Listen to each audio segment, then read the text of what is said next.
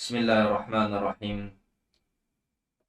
Innal hamdalillah nahmaduhu wa nasta'inuhu wa nastaghfiruh wa na'udzu billahi min shururi anfusina wa min sayyiati a'malina. Man yahdihillahu fala mudilla lahu wa man yudlil fala hadiya lahu. Asyhadu an la ilaha illallah wahdahu la syarika lah wa asyhadu anna Muhammadan 'abduhu wa rasuluh. Sallallahu wasallam wa barik ala abdihi rasulihil karim Nabiyyina Muhammad wa ala alihi wa ashabihi wa man ittaba'ahum bi ihsanin ila yaumiddin. Amma ba'd. Hayakumullah. Assalamualaikum warahmatullahi wabarakatuh. Barakallahu fikum.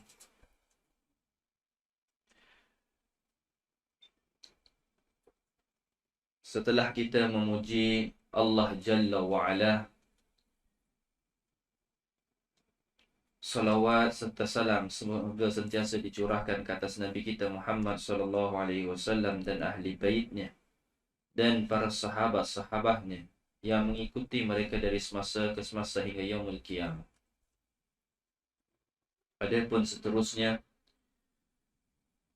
kita akan lanjutkan pengajian durus Syarahus Sunnah li Imam Al-Babahari rahimahullahu ta'ala. Nah.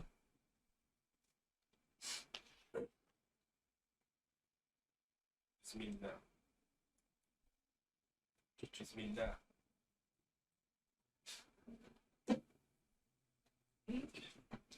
Bismillahirrahmanirrahim.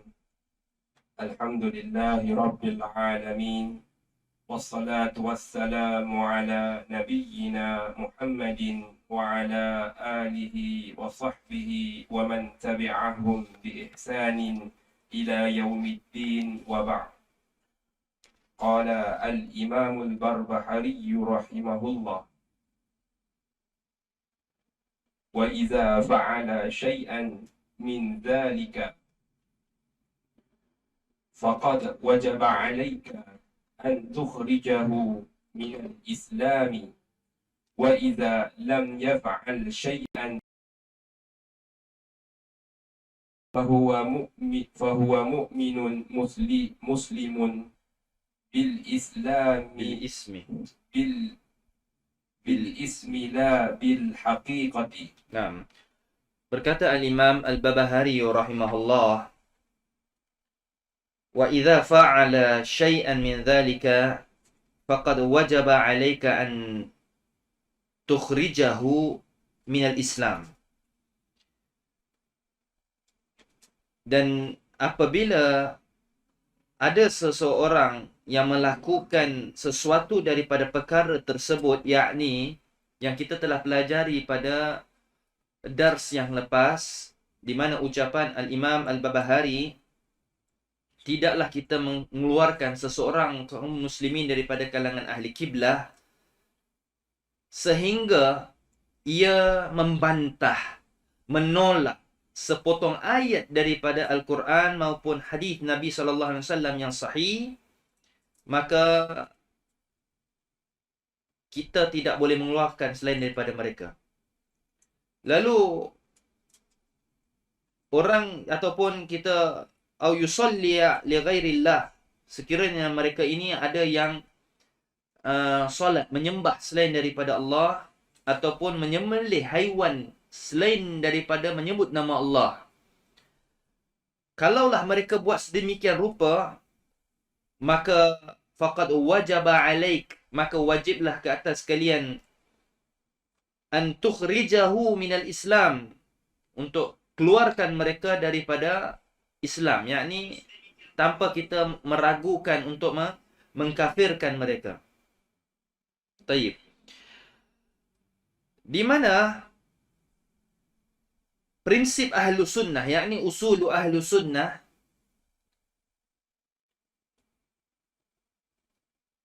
mengatakan sesiapa yang menyembah selain daripada Allah tanpa syak ataupun menyembelih haiwan selain daripada menyebut nama Allah, maka mereka kafir. Berdasarkan firman Allah Jalla wa Ala, Kul inna salati wa nusuki wa mahyaya wa mamati lillahi rabbil alamin la syarikalah. Katakanlah wahai Muhammad, sesungguhnya salatku, sembelihanku, dan hidup dan matiku ini lillahi rabbil alamin la syarikalah. Lalu itu semua adalah untuk Rabbku dan tiada sekutu baginya. Yakni tidak syirikkan Allah. Tidak kita salat selain daripada untuk Allah Jalla wa'ala. Dan tidaklah kita menyembelih haiwan kecuali kerana Allah Jalla wa'ala. Maka sesiapa yang salat bukan kerana Allah, lalu ataupun dia solat di tempat-tempat yang diharamkan oleh Allah dan Rasulnya untuk ibadah, seperti di kuburan, ataupun beribadah di rumah ibadah-ibadah orang-orang musyrik, lalu kita tidak teragak-agak untuk mengkafirkannya.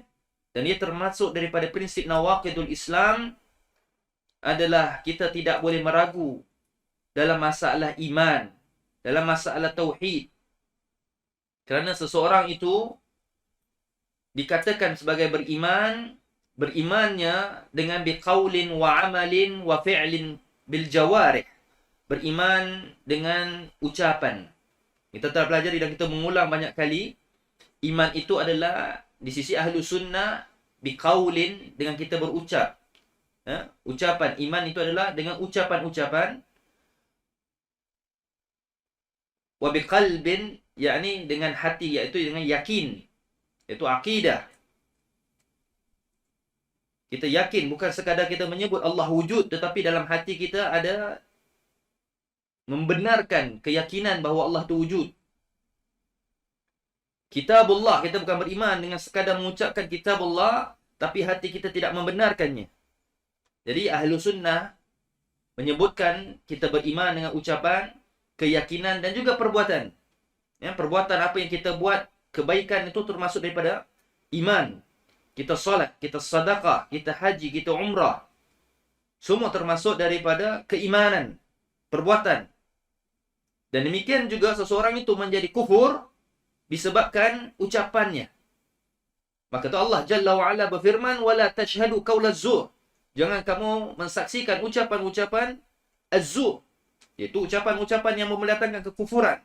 Aidul Kuffar, perayaan-perayaan orang-orang kafir. Benda-benda ini tidak boleh kita memandang remeh. Kerana ucapan orang-orang kafir itu boleh menyebabkan seseorang itu gugur keimanannya. Sebagaimana kita menyebutkan hari Natal, Merry Christmas.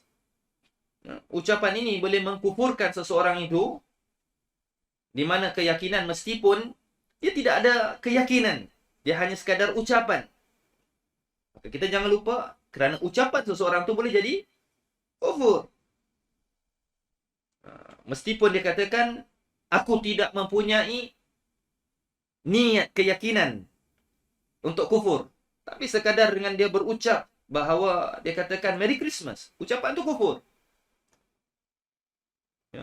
Ini bukan main-main, dan kita bukan katakan ini sebagai ucapan yang dikatakan sebagai racial harmony. Perdamaian di antara kaum. Sekiranya orang katakan ucapan ini damai di antara satu kaum, antara kaum, maka kita perintahkan orang kafir untuk menyaksikan bahawa Muhammad itu pesuruh Allah. Dengan ucapan, mereka pun tidak mahu untuk mengucapkan bahawa Muhammad itu adalah pesuruh Allah. Lalu kita tanya kepada orang Nasara, apakah benar Isa itu bukan anak Allah? Mereka menafikan. Dan mereka sendiri tak berani untuk ucap, kerana ucapan itu boleh mengkufurkan keimanan mereka. Sahih? Jadi ini ucapan boleh menyebabkan seseorang menjadi kafir dengan keyakinan dan perbuatan. Sebagai contoh perbuatan,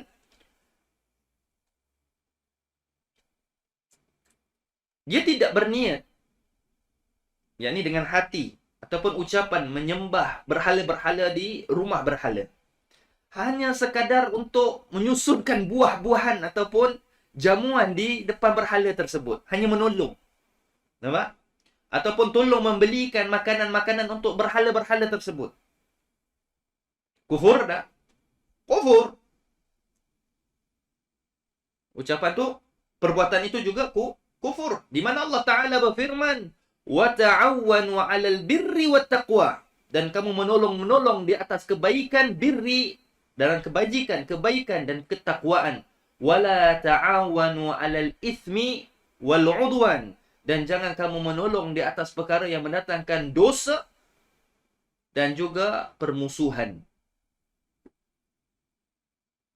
Itu ucapan, keyakinan dan juga perbuatan boleh menjadikan seseorang itu membaiki imannya dan boleh merosakkan keimanannya. Bila rosaknya iman yang membatalkan keimanan, maka dia telah boleh menjadinya kafir. Wallahu na'udzubillah. Meskipun dia pakai jubah, dia pakai ketayak, berjenggot dan sebagainya, dia menyembelih haiwan tidak menyebut nama Allah, menyebut nama-nama jin ataupun nama-nama orang-orang yang dah mati, maka sembelihan itu tidak halal untuk dimakan. Hatta dia menyebut nama Allah tapi dia sembelih di tempat-tempat yang musyrik seperti di rumah-rumah berhala, maka sembelihan itu juga tidak halal kerana sembelihannya mensekutukan Allah, mensyirikkan Allah Jalla wa'ala. Ketika kita solat ataupun sembelihan haiwan, hendaklah kita mukhlis, iaitu ikhlas, tidak syirikkan Allah Jalla wa'ala, sebagaimana firman Allah tadi, Qul inna salati wa nusuki wa mahyaya wa mamati lillahi rabbil alamin la syarikalah wa bidzalika umirtu. Dan demikian telah aku diperintahkan. Yakni kita menurut perintah Allah Jalla wa'ala, solat kerana Allah, sembelih haiwan untuk Allah, ya. Wa bidzalika umirtu wa ana awwalul muslimin. Baik. Maka tidak ragulah kita untuk mengatakan sesiapa sahaja seseorang daripada perbuatan yang mengkufurkan itu akan terkeluar daripada Islam. Ya? Dan mengeluarkan seseorang individu daripada Islam itu bukan perkara yang boleh dimudah-mudahkan. Ya, ini hukum takfir. Hukum takfir itu berlaku dua, sama ada muayyin ataupun mutlak. Ya, mutlak sebagaimana kita mengatakan bahawa orang-orang Syiah, Rafidah itu kafir tanpa syak, orang-orang Jahmiyah itu kafir. Ya? Kita secara mutlaknya. Adapun secara muayyin, secara individual ataupun individu, seseorang itu muayyin, yang ini mentakfirkan bisyakhsin, seseorang itu secara nama, kita kenal orang tu pasti si fulan bin si fulan ini menjadi kafir, dan mempunyai dawabit, dia ini peraturan-peraturan yang harus dipatuhi. Ya, di antaranya adalah kita telah mempelajarinya, iqamatil hujjah. Hendaklah kita menegakkan hujjah ke atasnya, ya, memberikan dia hujjah. Ya, kalau dalil pun tidak boleh dihafal, ya, maka tidak mampu dia menegakkan hujjah. Yang kedua, izalati syubhah, melenyapkan syubhat-syubhat di dalam benaknya, iaitu kita mampu untuk menjawab syubhat-syubhatnya.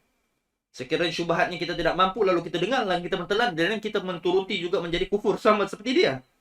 Jadi ingat, perkara ini bukan mudah. Seorang talabul ilm tidak bermudah-mudah menegakkan hukum takfir secara muayyin. Hatta para ahli ilmi sendiri berhati-hati dalam perkara tersebut. Kita tidak boleh menafikan, mentakfir, tetapi berhati-hati dalam mentakfirkan seorang orang muslim di kalangan ahli kiblah. Kemudian Imam Al-Bahari menyebutkan, fa idza lam yaf'al syai'an min dzalik, sekiranya dia tidak melakukan sesuatu daripada perbuatan-perbuatan yang tadi, ya, tetapi dia hanya secara zahirnya sahaja. Secara zahirnya saja kita nampaklah, dia pakai jubah, waktu hari raya, dia pakai jubah, hari raya dia hadir di tempat solat kaum muslimin, ya. Pada perbuatan-perbuatan lain dia seorang yang fasik, ya, seorang yang fasik. Maka kata Imam Al-Barbahari di sisi mauqif ahli sunnah, sikap ahli sunnah ini mengatakan, fahuwa mu'minun wa muslimun Dia hanya sekadar seorang, mungkin jadi seorang mukmin, zahirnya dia pakai jubah, kita nampak dia mukmin. Dia pergi solat di masjid hari raya, kita nampak ciri-ciri seorang yang beriman. Sekiranya tidak, dia hanya sekadar muslim. Bil ismi, yaitu sekadar nama. Kalau orang ikhwah kita di Indonesia menyebutkan Islam hanya di kartu TP. Kalau di Malaysia juga sama juga. Islam hanya di IC. IC ada bubuh Islam. Yang ada IC kan? Nggak ada IC. Yang ada IC dia bubuh lah Islam dia. Islam hanya di IC, di kartu TP-nya sahaja. La bihaqiqati. Jadi Islam di KTP ni, kartu TP ni memang bukan hanya andaian ataupun gurauan ataupun lucu-lucu, tetapi ini hakikat. Sudah wujud ucapan tersebut pada zaman salafus salih rahimahullahu taala, yani la bihaqiqati. Pada hakikatnya dia bukannya seorang mukmin ataupun muslim, hanya sekadar dia menyebut sebagai seorang muslim. Maka ahlu sunnah duduk di pertengahan, tidak mengkafirkan secara mutlak seseorang itu. Hanya kita katakan dia sebagai seorang muslim, tapi bukan hakikatnya seorang mukmin. Selagi kita tidak mendapatkan ataupun diperlihatkan secara zahir seseorang itu melakukan perbuatan yang jelas dia seorang yang kafir. Sebagaimana kata Syekh Saleh bin Fauzan wafaqahullahu wara'ah, fi zahiri lana wa sariratuhu ilallah. Lalu apa yang dimasukkan secara zahir bagi kami, dia nampak sebagai seorang muslim. Apa yang tersurat sebalik daripada itu, semuanya kita serah kepada Allah Jalla wa'ala, kerana kita tidak nampak akan kekafiran-kekafirannya, lalu kita berserah kepada Allah Jalla wa'ala yang lebih tahu. Wallahu ta'ala alam. Nah,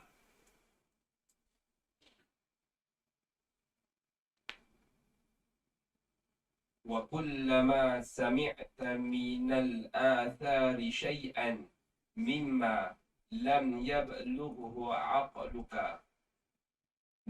نحو قول رسول الله صلى الله عليه وسلم قلوب العباد بين إصبعين من أصابع الرحمن عز وجل.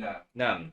Berkata Al-Imam Al-Babahari, wa kullu ma sami'ta min al-athari syai'an mimma lam yablughu aqluk.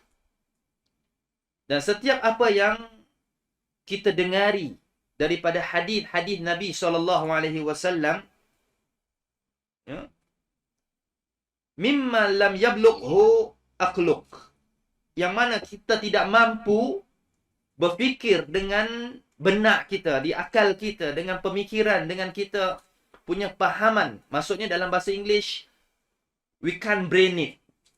Kita tidak boleh membuat andaian lagi dengan akal kita. Maksudnya mimman lam yablughu uqluk, yakni tidak boleh kita memikir dengan akal kita lagi.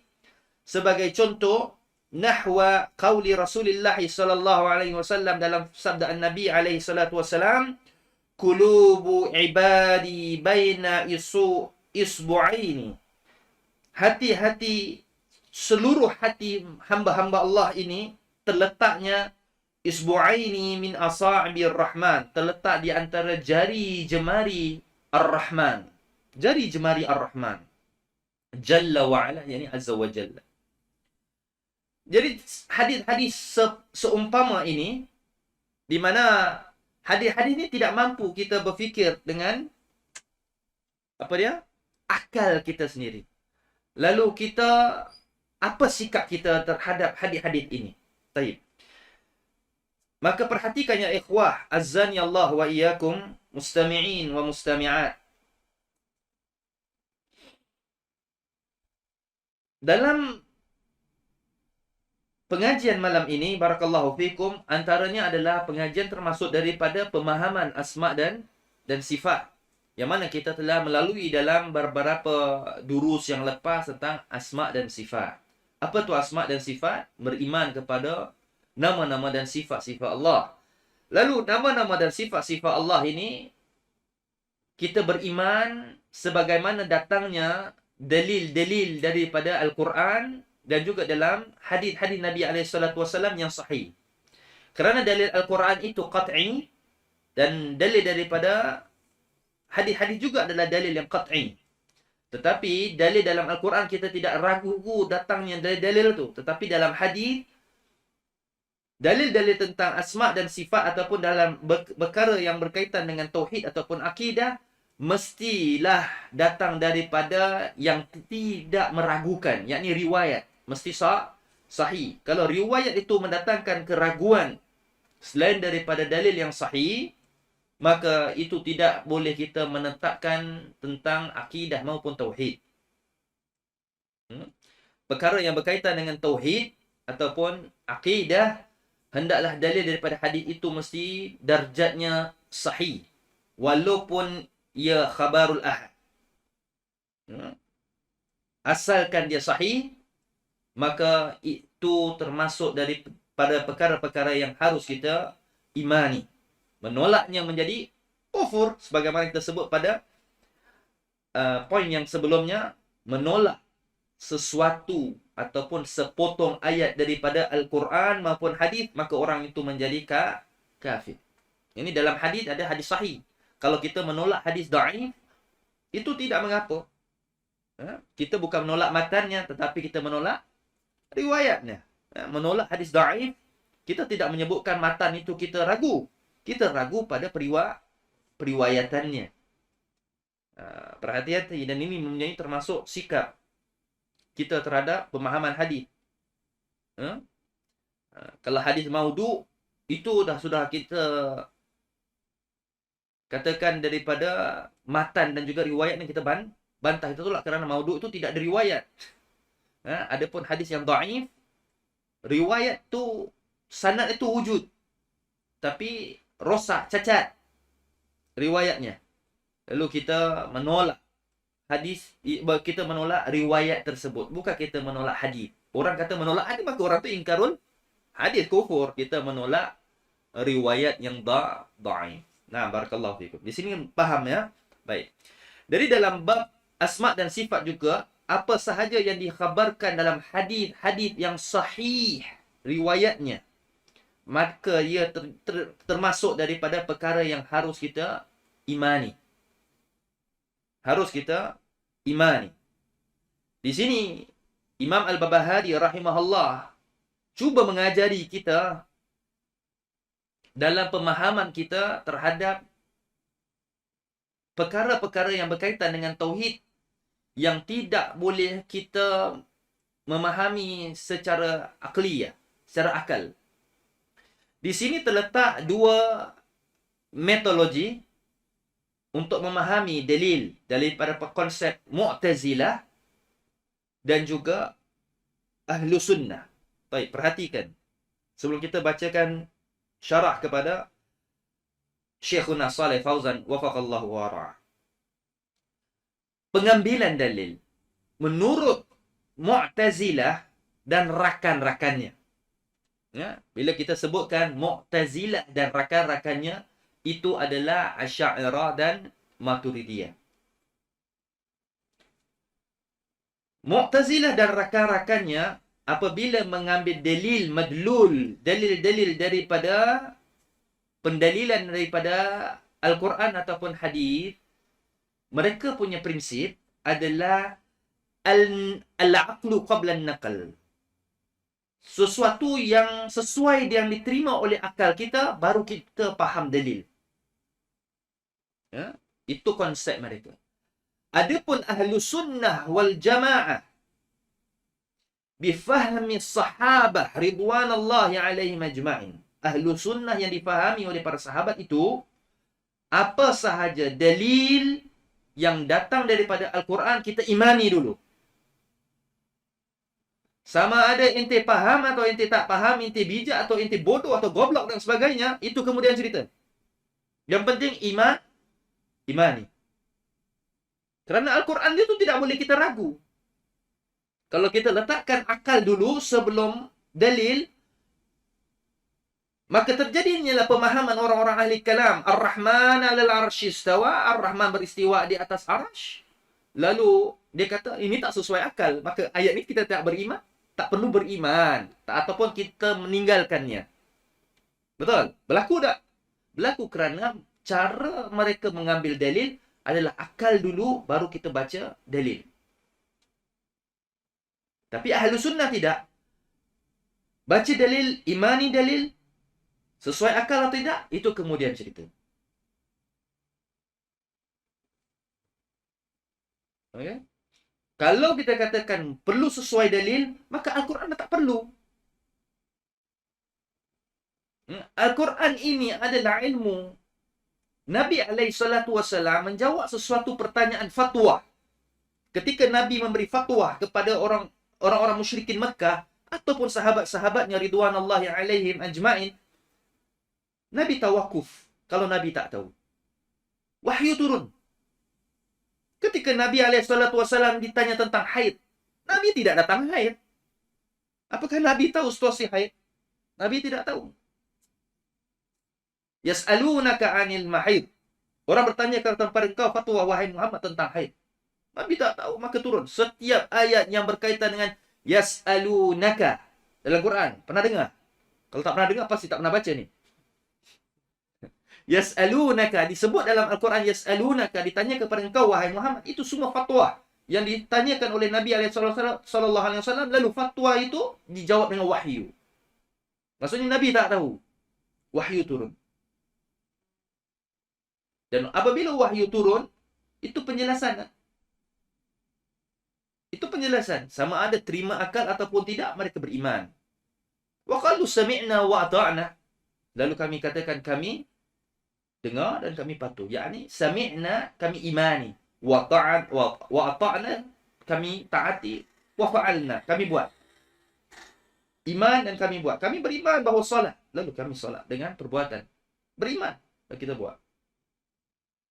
Adapun konsep orang-orang Asy'ariyah, Maturidi atau Mu'tazilah ini berbeza. Akal, sekiranya tak sesuai dengan akal kita, maksudnya cita rasa dia, maka kita tolak dalil-dalil tersebut. Jadi kita kena faham cara pengambilan dalil. Barakallahu fikum. Jadi di sini Imam Al-Bahari cuba memahamkan kita bahawa apa sahaja dalil daripada hadis-hadis Nabi SAW yang tidak boleh diterima akal kita. Apa yang harus kita buat di sini? Sebagai contoh, dia akan ada beberapa riwayat dan caranya yang akan disebut oleh Imam Al-Barbahari. Sebagai contoh hadis yang tidak boleh kita memikir dengan akal kita. Hati-hati hamba-hamba Allah Jalla wa'ala ini terletak di antara jari jemari Ar-Rahman. Lalu kita nak cuba brainkan benda ni dengan akal kita. Boleh tak boleh? Tak boleh. Tidak boleh. Baik, naam daripada dalil yang lain.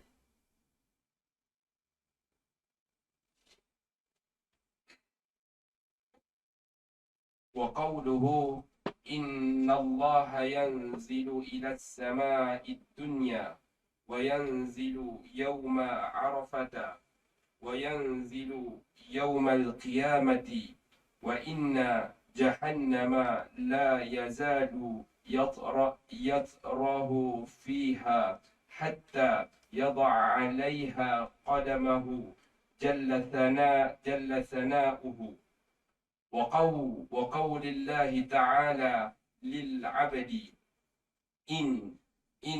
إن مشيت إلي حرولت إليك وقوله خلق الله آدم على صورته وقول رسول الله صلى الله عليه وسلم رأيت ربي في أحسن سورة. Naam.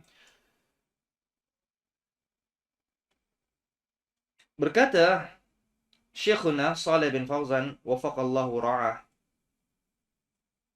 nususus sifat thabitatu lillahi jalla wa ala azza wa jalla yajibu 'alaika an tuthbitaha kama ja'at.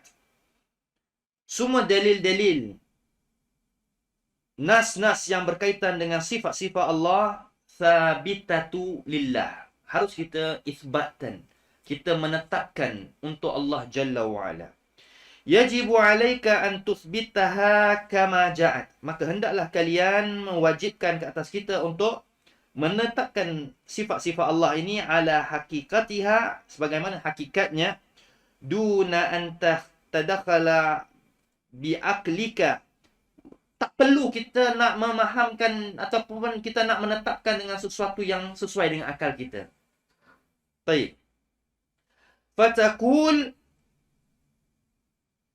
lalu ada yang mengatakan hadza la yaliku billah. Ini tak sesuai untuk kita nak menetapkan bagi Allah. Allahu munazzahun an dzalik. Kita harus mensucikan Allah Jalla wa Ala daripada sifat-sifat macam ini.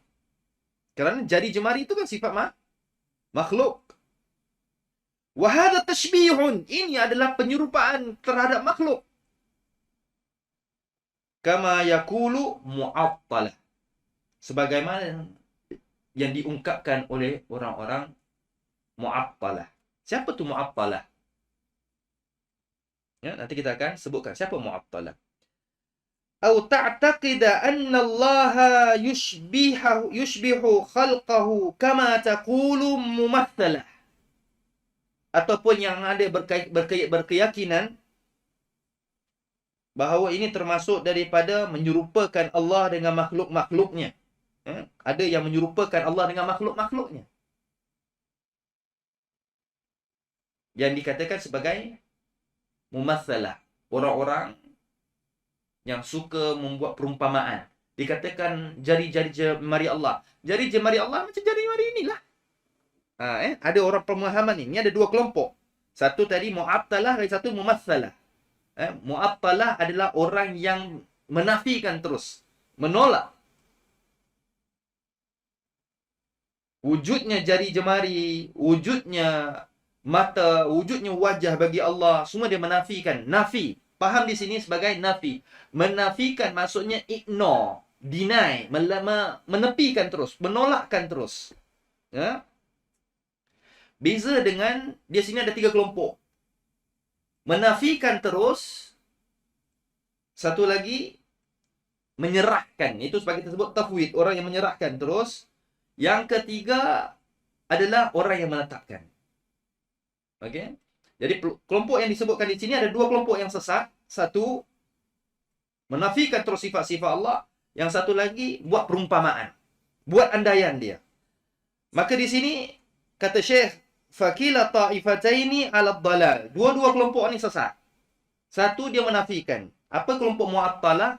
Mu'attalah ini adalah ghalau fi tanzih. Berlebih-lebihan dalam menyucikan Allah. Dia kata dia nak mensucikan Allah. Maha suci Allah, amma tusyrikun. Tidak boleh kamu mensyirikkan Allah dengan sifat-sifat jari jemari, sifat kaki bagi Allah, sifat wajah, sifat mata, sifat tangan bagi Allah. Ini semua sifat-sifat yang tidak boleh Allah miliki kerana sifat-sifat makhluk. Faham? Dia berlebih-lebihan. Hatta nafau asma'a wa sifati firaran min tashbihi. Dia berlebih-lebihan di dalam menafikan nama dan sifat-sifat Allah ini. Berlebih-lebihan. Menafikan terus. Konon dia nak mensucikan Allah. Taib. Kemudian, orang mumatsalah, kelompok yang mentamsilkan Allah, membuat perumpamaan bagi Allah Jalla wa'ala, dia adalah kelompok yang ghalau fil isbat. Berlebih-lebihan dalam menentukan pula. Berlebih-lebih lagi nak menentukan Allah. Jari Allah macam jari ni. Kaki Allah macam kaki ni. Mata Allah macam mata ni. Ditanyakan bagaimana mata Allah? Macam mana ni? Dia kata mata Allah macam mana? Banyak ke mata Allah? Mata Allah banyak macam mata nanas. Dia buat perumpamaan. Bagaimana Allah berkalam? Kalam Allah macam kalam kita. Kelompok ni apakah wujud atau tidak? Memang wujud sejak zaman salaf lagi. Kelompok mumatsalah. Kelompok yang membuat perumpamaan. Hatta syabbahu Allahu biqalqih, sehingga mereka mampu mentashbihkan, menyerupakan Allah ini dengan makhluk-makhluknya. Wakila madhhabaini batilun. Kedua-dua kelompok pemahaman ini adalah pemahaman yang batil, sesat, tak boleh. Perhatikan, wa madhhabu ahli sunnati, adapun madhhab ahli sunnah itu wasatu, duduk di pertengahan. Duduk di pertengahan. Yuthbituna lillahi asma'a wa sifati ithbatan bila tashbih. Ahlu sunnah itu menetapkan sifat-sifat Allah, nama-nama bagi Allah dan sifat-sifat bagi Allah tanpa menyerupakan dengan makhluk. Beza. Fahamkan ya akhwat, azan ya Allah wa iyyakum. Mu'attalah menafikan. Mu'attalah ni orang yang mengosongkan. Mu'attalah maksudnya yang mengosongkan makna. Makna tu no meaning. I love you tapi no meaning. Faham? Ya, mengosongkan makna. Ni nak faham ni. Ya, anda tengok mata-mata beliang-beliang. Taib. Perhatikan ya tuan. Anda ulang lagi. Barakallahu fikum. Mu'attalah mengosongkan, mentiadakan makna tersebut. Dia sebut saya tapi tiada makna. Ini gila punya kerja ni. I love you tapi tak ada makna. Tadi inti cakap inti sayang sama Ana. Cakap je tapi tak ada makna. Faham? No feeling. Okay. Yang kedua, dia buat perumpamaan. I love you tapi kena ada contoh. Faham? Nah, ni ada 18 kena tak faham. Okay. Okay, ini mumatsalah. Mesti ada contoh. Okay. Kelompok ahli sunnah nak fahamkan bila kita katakan I love you daripada ucapan dia dan juga kita menetapkan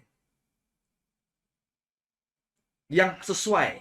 Jadi bagi Allah apabila kita sebutkan isbat, menetapkan dan kita beriman dengannya. Boleh? Tanpa menyerupakan Allah dengan sesuatu. Jadi ahli sunnah duduk di antara orang mu'attalah dan juga mumatsalah. Mu'attalah nafikan. Mumatsalah menetapkan tapi berlebihan. Itu menafikan berlebihan. Kita tak. Kita menetapkan sebagaimana kehendaknya Allah Jalla wa'ala. Yang sesuai baginya. Sesuai dengan kebesarannya. Ya? Kalau secara falsafah, mereka nak cuba faham secara falsafah dan kita boleh fahamkan secara falsafah. Apabila kita katakan jari Ar-Rahman, apakah sama dengan jari makhluk-makhluknya? Sudah pasti tidak sama secara falsafah kerana akal orang ahli kalam.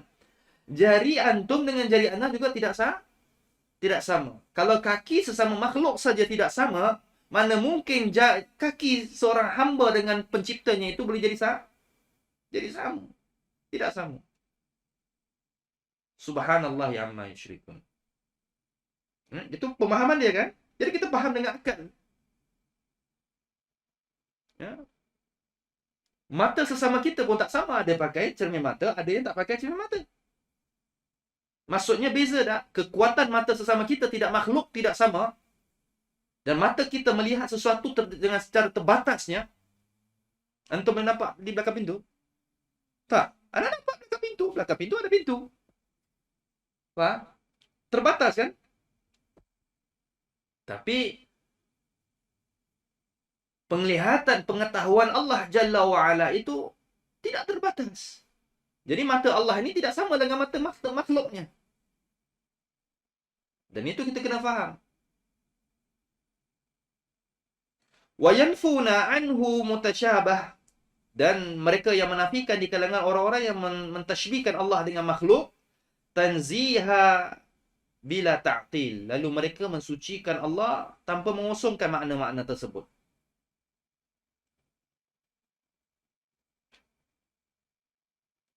Lalu kita menafikan daripada menyerupakan Allah dengan makhluk-makhluknya.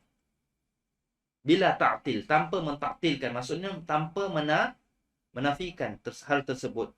Hada huwa madhab ahli sunnati wal jamaah. Ini adalah madhab ahli sunnah wal jamaah ala haddi qauli ta'ala, sesuai dengan dalil firman Allah, laisa kamitslihi syai'. Apa maksud laisa kamitslihi syai'un? Tidak ada sesuatu yang seumpama, yang serupa, yang setanding, yang semisal dengan Allah Jalla wa'ala. Kan sudah disebutkan, laisa kamitslihi syai'. Kalau dia katakan, kita tidak boleh menetapkan jari bagi Allah kerana tidak sama dengan makhluk, itu pemahaman yang bodoh. Menafikan dengan tidak ada persamaan itu dua perkara yang berbeza. Menafikan apa yang nak disamakan lagi? Menetapkan Allah ada jari, menetapkan makhluk ada jari, lalu kita tidak menyamakan jari Allah dengan jari makhluk, itu baru kita faham laisa kamitslihi syai'. Tidak ada sesuatu yang sama. Bukan menafikan wujudnya tangan, mata dan kaki bagi Allah Jalla wa'ala. Ya? Apabila kita bacakan firman Allah, tajri bi a'yunina, lalu Allah melihat dengan mata-matanya, lalu Allah menciptakan sesuatu dengan tangannya, lalu dia katakan tangan ini tangan makhluk, sifat makhluk, mata tu sifat makhluk. Yang mensebutkan sifat makhluk tu anak atau ente? Kita tahu dari mereka. Mereka yang membuat perumpamaan itu seperti makhluk. Kita tak sebutkan tangan Allah seperti makhluk. Sebagaimana orang-orang Asy'ariyah selepas zaman Ibn Taymiyah, Syekhul Islam Ibn Taymiyah rahimahullah, mereka memfitnah Syekhul Islam Ibn Taymiyah adalah imam yang mumatsalah, imam yang membuat perumpamaan bagi Allah. Di antara tokoh-tokoh yang buruk, keji, seorang tokoh yang buruk, keji, mungkar, yaitu Ibn Battutah. Dan orang-orang yang berpahaman dengan dia, semoga Allah membinasakan mereka. Ibn Battutah membuat fitnah di dalam kitabnya Rihlah Ibn Battutah. Ya? Berkata Ibn Taymiyah, ketika aku masuk di kota Dimashq,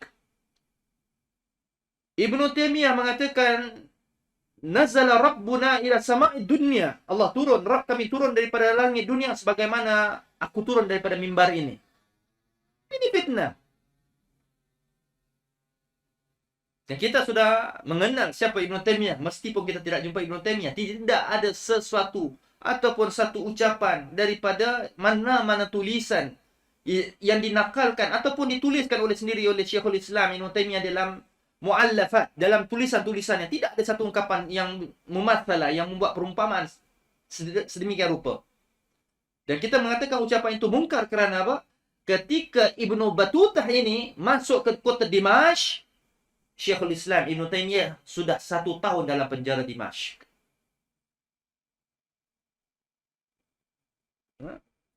Ucapan ini adalah ucapan yang buruk, keji, lagi mungkar. Sehingga orang-orang Aswaja, Asy'ariyah ini membuat andaian, mengatakan bahawa imam kalian membuatkan perumpamaan Allah sama seperti makhluk. Tidak.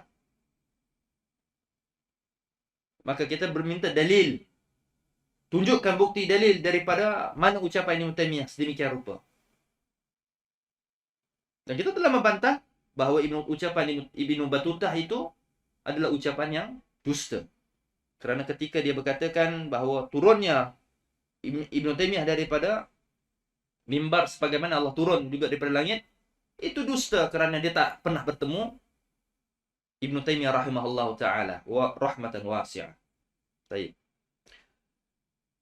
Jadi bukan Ibn Battutah ni orang yang begitu famous.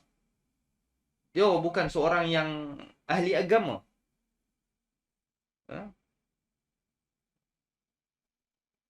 Jadi orangnya Ibn Battutah ni seorang ulama dan sebagainya. Dia bukan seorang ahli ilmu. Nah, kemudian bantahan kita menjawab tentang orang-orang mumatsalah yang mengatakan samanya Allah dengan makhluknya dengan dalil firman Allah wa huwas samiul basir. Dia itu maha mendengar lagi maha melihat. Hadza raddun ala mu'attilah wa dallatil ayah ala anna al-ithbat al-asma'i was sifati la yaqtadi tashbiha wa tamthil. Dan dengan dalil ini menunjukkan bahawa kita membantah golongan mu'attilah dan mumatsalah sebagaimana dalil-dalil yang telah menyebutkan isbatnya, dalil bahawa Allah itu maha mendengar lagi maha melihat. Allah itu maha mendengar lagi maha melihat. Kita juga mendengar dan juga kita melihat. Apakah itu sama seperti Allah? Tak sama. Ingat ya akhwat. Belajar asma dan sifat ini bukan perkara yang membosankan. Inilah meningkatkan keimanan kita. Orang awam dia memahamkan meningkatkan keimanannya dengan solat. Ya? Solat-solat nafilah, solat-solat sunat, puasa-puasa sunat meningkatkan iman. Nah, iman itu kan bertambah dengan kebaikan. Kita sedekah 10 sen pun tambah iman kita 10 sen. Betul? Kita solat witir 1 rakaat, tambah iman kita dengan 1 rakaat tersebut. Iman tambah, tingkatan amal kita juga meningkat. Tapi asma dan sifat ini kalau kita memahami, baru kita kenal siapa Rabb kita. Lalu yang mereka solat, mereka sujud, yang mereka sedekah, yang mereka infakkan jiwa, harta dia semua berjihad di jalan Allah, tapi dia tak berkenal apa yang dia buat. Nampak? Mana mungkin orang yang beramal sedemikian rupa ikhlas dalam ibadahnya? Mana mungkin orang tu ibadah tapi dia khusyuk? Apa tu maksud khusyuk? Dia tahu motif dia ibadah. Ya? Khusyuk, dia tahu hakikat ibadah tersebut macam mana. Ya? Bukan khusyuk kita boleh tinggalkan andaian dunia. Mana mungkin kita berlari daripada hal tersebut. Lalu kita solat, orang lalu lintas di hadapan kita, kita nak halang dia daripada dia masuk laluan kita solat kan? Betul? Orang lalu, sudah hilang khusyuk. Kalau sudah hilang khusyuk, dia kata, baik, dia ulang solat. Tapi agama tidak ajar macam ini. Baik. Kemudian ucapan daripada Imam Al-Barbahari tadi, daripada beberapa dalil, sebagaimana yang telah disebutkan dalil daripada Innallaha yanzilu ila sama'id dunya. Tadi kita bacakan hati, terkumpulnya hati-hati hamba-hamba Allah Jalla wa'ala ini di dalam di antara jari jemari Allah Jalla wa'ala. Bila nak buat jari jemari ni, dia bukan masuk jari jemari Allah macam tangan anak. Siapa yang anda buat andaian tu masalah. Yang buat andaian tu masalah. Contoh, kerana kita fitrah manusia, jari jemari, jari kita bergerak. Betul? Bila tunjuk mata, mata kita yang melihat. Baik. Hadis itu adalah hadis yang riwayatnya sahih yang disebutkan oleh Imam Muslim daripada jalan Abdullah bin Amr Al-As radhiyallahu an. Kemudian dalil bahawa innallaha yanzilu ila sama'id dunya. Hadis ini juga sahih yang diriwayatkan oleh Imam Bukhari dan Muslim daripada jalan Abu Hurairah radhiyallahu an. Ya. Hadis ini panjang, di mana Allah turun ke langit dunia. Bukan Allah turun ke dunia, tapi Allah turun ke langit dunia. Sudah disebutkan langit dunia.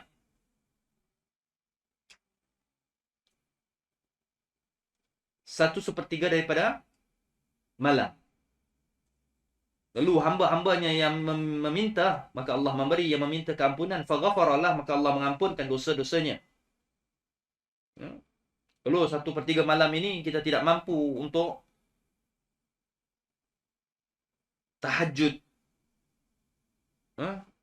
Selemah-lemah iman dah tak mampu untuk bertahajud.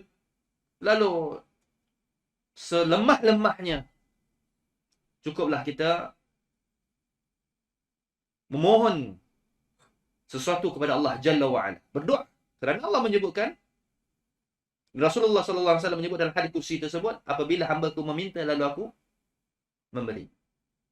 Maka tu ketika kita solat malam dan kita witir itu, bersungguh-sungguh kita berdoa kerana Allah mendengar sendiri tanpanya adanya perantaraan di antara malaikat-malaikatnya. Jadi itu termasuk daripada waktu-waktu mustajab, ya, untuk kita berdoa. Kerana Allah turun ke langit dunia. Kemudian disebutkan wa yanzilu yauma Arafah. Dan Allah turun ke hari Arafah. Tidak ada satu dalil yang menyebutkan bahawa Allah turun pada hari Arafah. Tidak ada dalil. Ataupun ada dalil yang seumpama dengannya tetapi tidak menyebutkan bahawa Allah turun ke langit, ke dunia ataupun langit dunia pada hari Arafah. 6. Kemudian wa yanzilu yaumal qiyamah. Allah turun ke hari kiamat, itu dalilnya sahih. Wa inna jahannama la yazalu yutrahu fiha hatta yada'a 'alaiha qadamahu jalla thana'u. Lalu neraka jahanam itu akan terus diisi penghuninya, terus diisi penghuninya, sehinggalah Allah meletakkan satu kakinya ke dalam neraka jahanam tersebut. Barulah terhenti daripada penambahan tersebut. Sebagaimana firman Allah sebutkan, hal min mazid, apakah ada lagi nak ditambah ke dalam neraka jahanam ni? Sebutkan hal min mazid, adakah ada yang nak ditambah ke dalam neraka jahanam?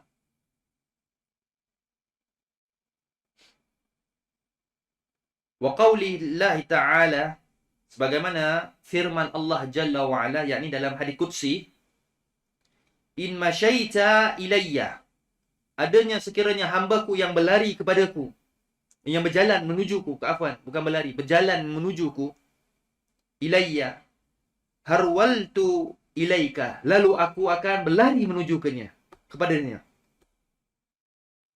Hadis ini juga sahih, diriwayatkan Imam Bukhari dan Muslim daripada jalan Abu Hurairah radhiyallahu anhu. Semua pentafsirannya kita akan jelaskan. Wa qawlihi khalaqallahu Adama ala suratih, lalu Allah menciptakan Adam ini sesuai dengan rupanya. Wa qawli Rasulullah sallallahu alaihi wasallam, ra'aitu rabbi fi ahsani surah, aku telah melihat Rabbku dalam sebaik-baik gambaran. Hadis ini juga adalah diriwayatkan daripada Imam Tirmidzi dan Ahmad daripada jalan Muaz bin Jabal radhiyallahu anhu. Baik. Semua dalil-dalil ini dalil-dalil yang sahih, kecuali yang disebutkan Allah turun ke langit dunia pada hari Arafah. Ini tidak terdapat di mana-mana cantuman dalil. Begitu panjang ulama-ulama kita menghuraikan dalil-dalil ini. Dan lalu bagaimanakah sikap kita, ya ikhwah azani Allah wa iyyakum? Bagaimana sikap kita terhadap dalil-dalil ini? Kesimpulan daripada penjelasan Syekh Saleh bin Fauzan,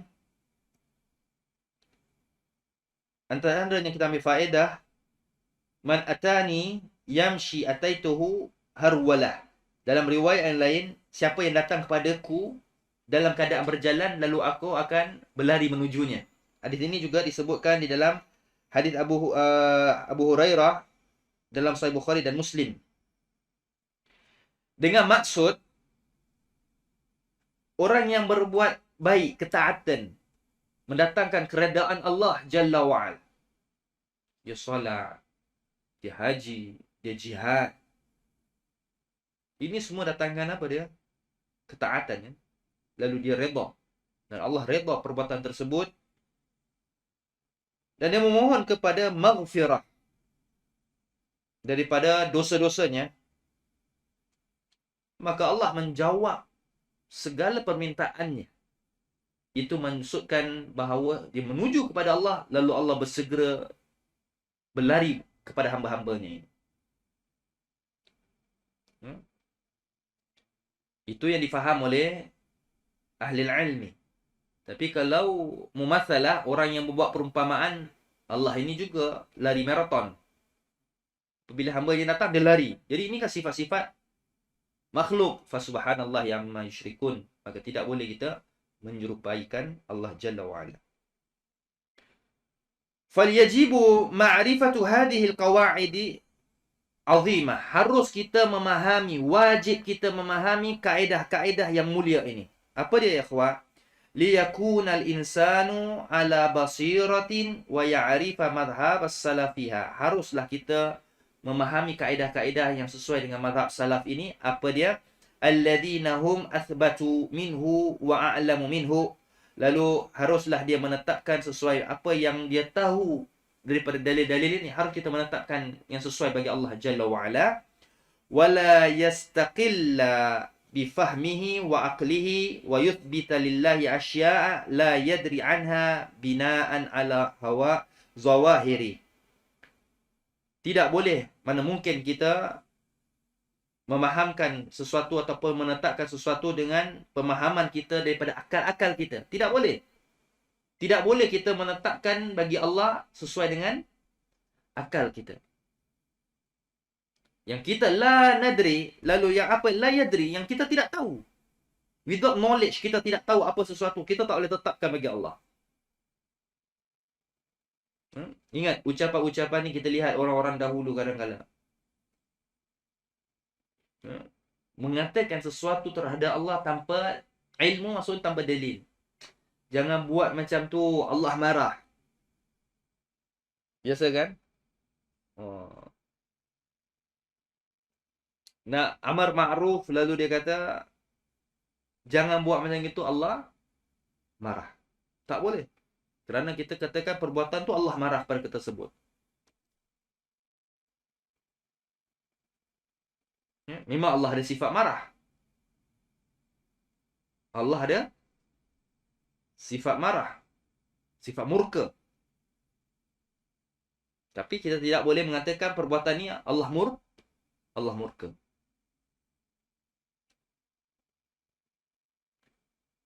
Yang kita tidak tahu, jangan berkata sesuatu terhadap Allah. Lalu tidak bolehlah kita mutasyabihat, iaitu kita tidak memahami apa yang sama-sama ni lalu kita buat andaian. Kerana di sana wa hunaka adillatu muhkamatun, kerana di situ ada dalil-dalil yang jelas, nubayyinuha wa tuwaddihuha, lalu di situ ada dalil-dalil yang jelas yang diberikan penjelasannya. Dalil-dalil yang jelas lalu diberikan penjelasannya. Fayajibu an yuradda mutasyabiha ila muhkam. Lalu harus kita membantah daripada yang mutasyabih, yang tidak jelas itu kepada yang lebih jelas. Wa hadha la yahtadi ilaihi illa ar-rasikhuna fil ilm. Perkara ini semua apa yang diberikan petunjuk kepada kita kecuali ar-rasikhuna fil ilm. Siapa ar-rasikhuna fil ilm? Sahabat. War-rasikhuna fil ilmi yaquluna rabbana amanna bihi kullu min indi rabbina. Dalam surah Al-Imran disebutkan ar-rasikhuna fil ilm, orang-orang yang bijak pandai ini siapa dia? Sahabat. Lalu orang-orang yang mengikuti sahabat juga akan kata kullu min indi rabbina. Semua dalil-dalil ini daripada siapa? Daripada Allah Jalla wa'ala. Tapi kalau orang-orang Jahmiyah, dia mengatakan apa? Ini sahabat tambah. Ini ada penambahan-penambahan. Adapun sampai kita dengar di masjid-masjid kita, ada sahabat-sahabat kita yang mengkhabarkan kepada anak, sehingga ada ustaz yang duduk di meja masjid yang mengatakan bahawa hadis di mana Nabi SAW datang kepada seorang hamba wanita yang dikatakan man ana, siapa aku? Dia kata anta Rasulullah. Wa inna Allah, di mana Allah? Dia kata fis sama. Kan? Hadis ini kan tercantum dalam Bukhari. Lalu Nabi katakan merdekakan dia. Fa innaha mu'minah, kerana dia seorang mukminah. Dia kata ini penambahan orang-orang Wahabi di dalam Sahih Bukhari. Ya? Kerana dia nak menyucikan Allah, berlebih-lebih yang ghulu mu'attilah, berlebih-lebih dalam menyucikan Allah, lalu dia memfitnah orang Wahabi yang menambah hadis itu. Buka hadis Sahih Bukhari versi Diobandi, ada tu. Buka Sahih Bukhari versi Asy'ariyah Toto, ada dalil tu. Berani dikeluarkan daripada Sahih Bukhari? Ada. Tapi kerana yang dengar semuanya adalah mangkuk-mangkuk, percaya ustaz betul, ini Wahabi tambah. Lalu dia katakan Wahabi ni buruk, jahat, lebih jahat daripada Dajjal. Dia menambah nama dalam Sahih Bukhari. Pergi ke rumah ustaz tu, Sahih Bukhari tu ada cetak yang kita cetak, yang di Saudi dipakai juga. Buka, ada tak? Ada. Ini kita tambah ni. Inilah kebodohan mereka apabila tidak boleh jawab, Wahabi disalahkan. Tidak ada modal, tidak ada lagi hujah, maka Wahabilah tambah. Maka sehingga katakan Ar-Rahman 'ala arsy istawa ayat 5 dalam surah Thaha, ini Wahabi juga tambah. Tidak boleh jawab, Wahabi juga disalahkan, ditambahkan. Lihat buruknya mereka menambahkan ayat-ayat dalam Al-Quran. Tidak ajib dan tidak gharib, tidak aneh dan tidak pelik kalau kita lihat. Baik.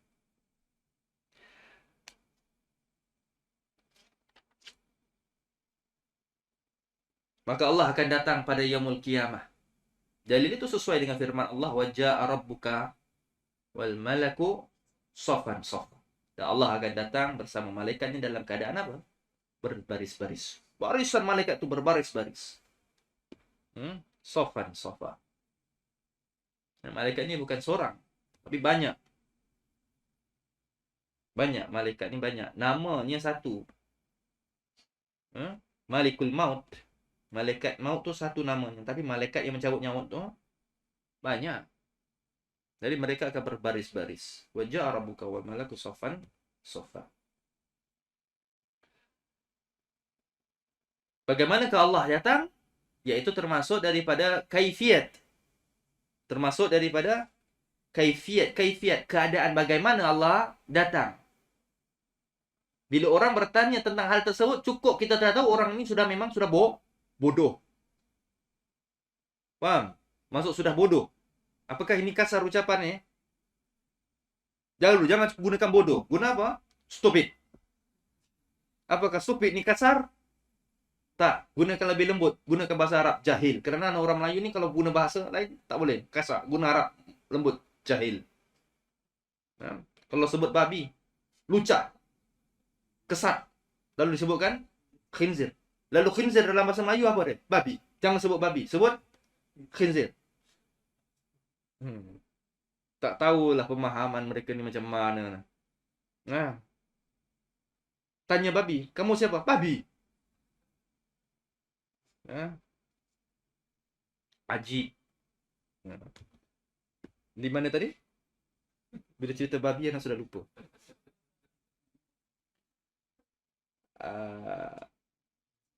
Apa dia? Malaikat maut, Malikul Maut. Balik malaikat maut ini, mereka pemahaman mereka tentang kaifiat, tentang kaifiat. Bertanya tentang kaifiat Allah adalah hanya orang-orang bodoh. Siapa bertanya bagaimana keadaan Allah, itu bodoh.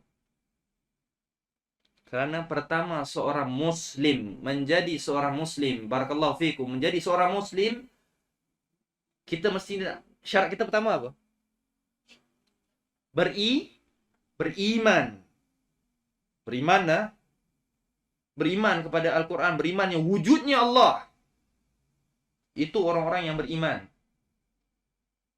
Apabila kita sudah katakan kita beriman kepada Allah, benda yang kita tak nampak. Iman kepada Allah termasuk beriman kepada ghaib. Beriman kepada malaikat, ghaib.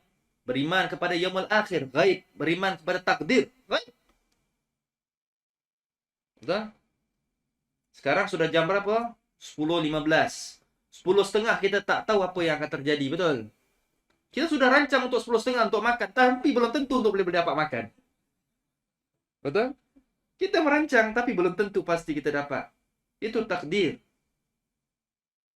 Itu ghaib.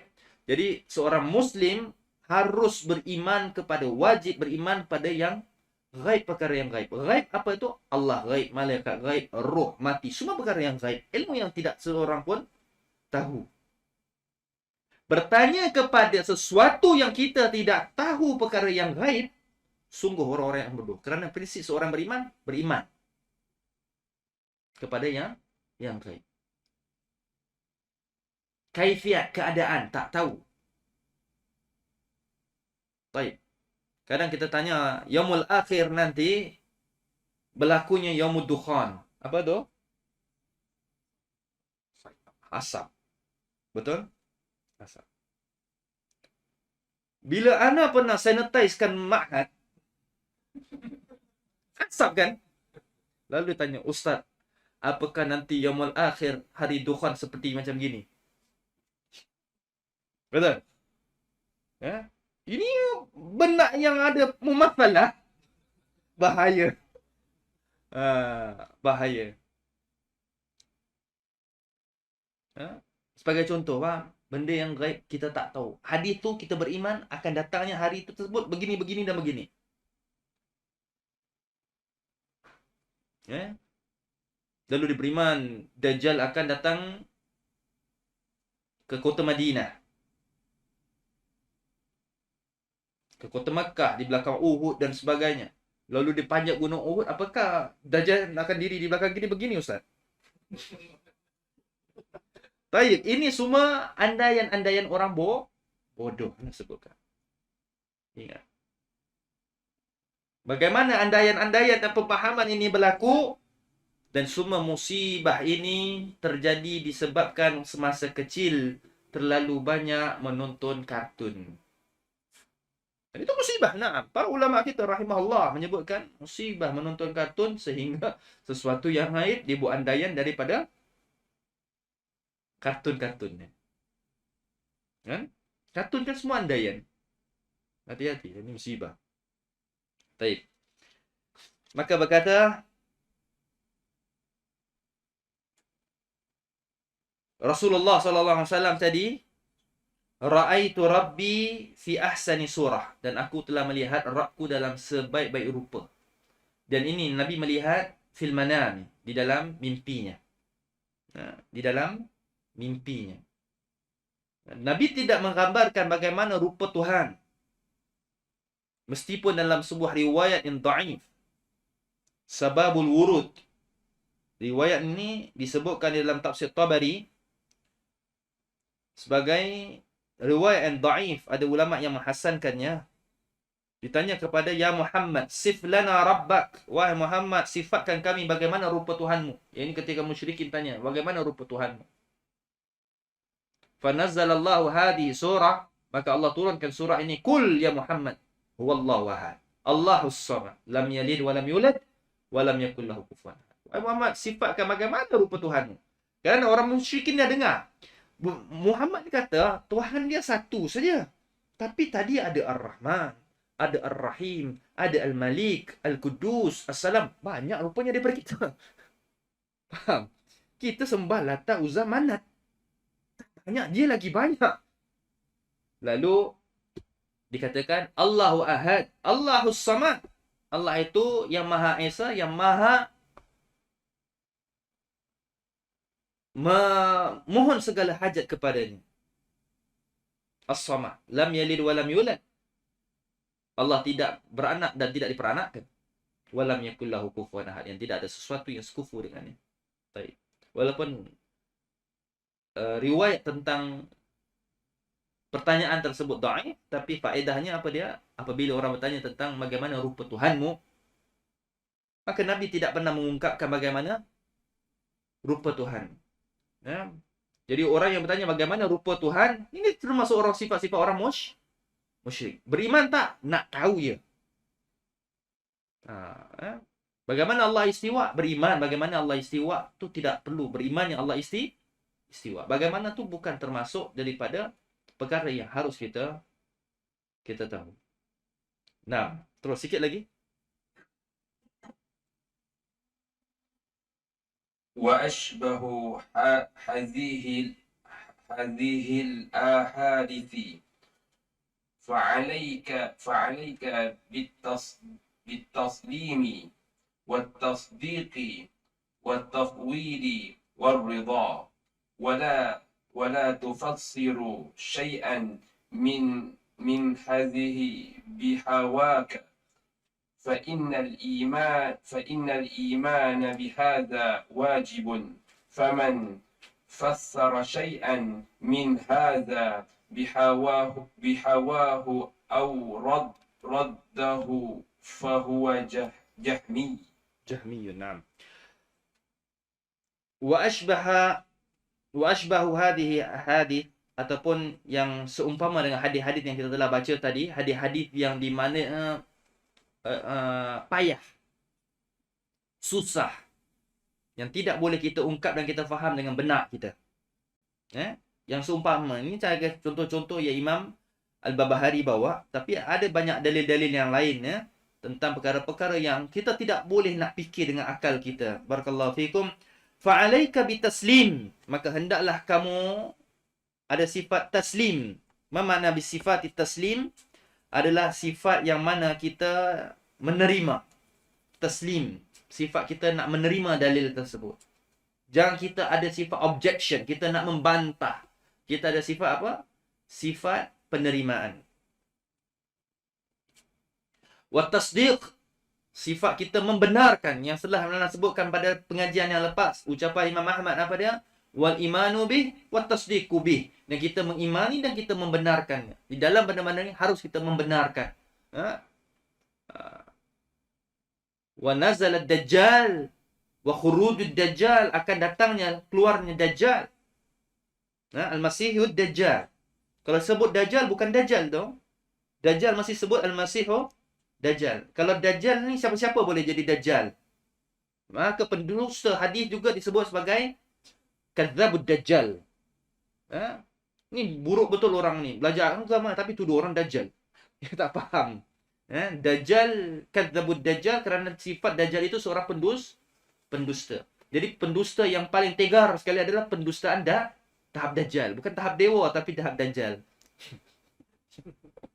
Pendustaan paling dahsyat adalah pendustaan dajjal. Taib. Jadi di sini berimannya kepada membenarkan apa kita baik. Baik dalam faedah daripada khurujud dajjal, masih dajjal. Masih dajjal akan keluar tak? Akan keluar. Wal imanu bihi wa tasdiqu bi. Bukan kita beriman dengan dajjal. Berimannya keluarnya dajjal dan membenarkan wujudnya dajjal akan merosakkan manusia. Orang yang cuba mencari dajjal ni nak keluar kat mana, dia sanggup tunggu dajjal tu keluar kat mana. Wal na'udzubillah. Kita diminta setiap akhir salah minta perlindungan kepada Allah Jalla wa Ala. Allahumma inni a'udzubika min fitnati Masihid Dajjal. Jadi perfitnah Dajjal, antara 4 perlindungan kita minta adalah perlindungan jauh daripada Dajjal. Masya Allah. Cari, ada manusia yang cari di mana tersimpannya Ya'juj dan Ma'juj. Nak pergi cari. Sikap orang-orang juhal ini. Pergi cari. Dah tahu disebutkan dalam Quran, Ya'juj wa Ma'juj mufsida fil ard. 2 makhluk ini perosak. Makhluk perosak dan pergi cari. Faham? Tikus makhluk perosak juga tak? Siapa nak cari? Tak tahulah kalau cari nak buat sup. Baik. Maka membenarkannya dan wat-tafwid disebut sebagai tafwid di sini. Tafwid di sini apa dia? Mengkembalikan kepada Allah Jalla wa Ala. Yang mana kita harus faham di sini adalah kaifiatnya. Bukan makna. Yakni kaifiat. Tafwid di sini menyerahkan balik kepada Allah kaifiat, bukan makna. Sesiapa yang mentafwidkan kepada makna, iaitu menyerahkan kepada makna, ini semua adalah pemahaman yang kita telah sebutkan tu. Golongan-golongan Halabi. Orang yang tak faham asma' dan sifat, dikatakan semua terserah balik kepada Allah. Wahyu turun, dia tolak balik naik atas. Ar-Rahman ala arsy istawa, salaf mentafwidkan, punah. Yang kita menyerahkan balik pada Allah adalah kaifiat. Dia tanya, Ustaz, macam mana kaifiat Allah? Jangan kata si fulan ni bodoh. Kadang memang dia bodoh, tak ada ilmu. Dia tak tahu. Kaifiat, serah balik kepada Allah. Sesuai dengan kebesarannya. Bagaimana Allah turun? sesuai dengan kebesaran kita tak tahu. Serah kepada Allah. Macam mana Allah nak tolong? Ya, itu berserah. Abu Abdurrahman, macam mana ente nak datang? Kereta sudah rosak. Berserah sajalah Ustaz pada Allah. Berserah juga kan? Tapi berserah ini maksudnya apa? Tawakal. Ya, berbeza dengan berserah makna. Benda-benda yang masalah dengan tauhid.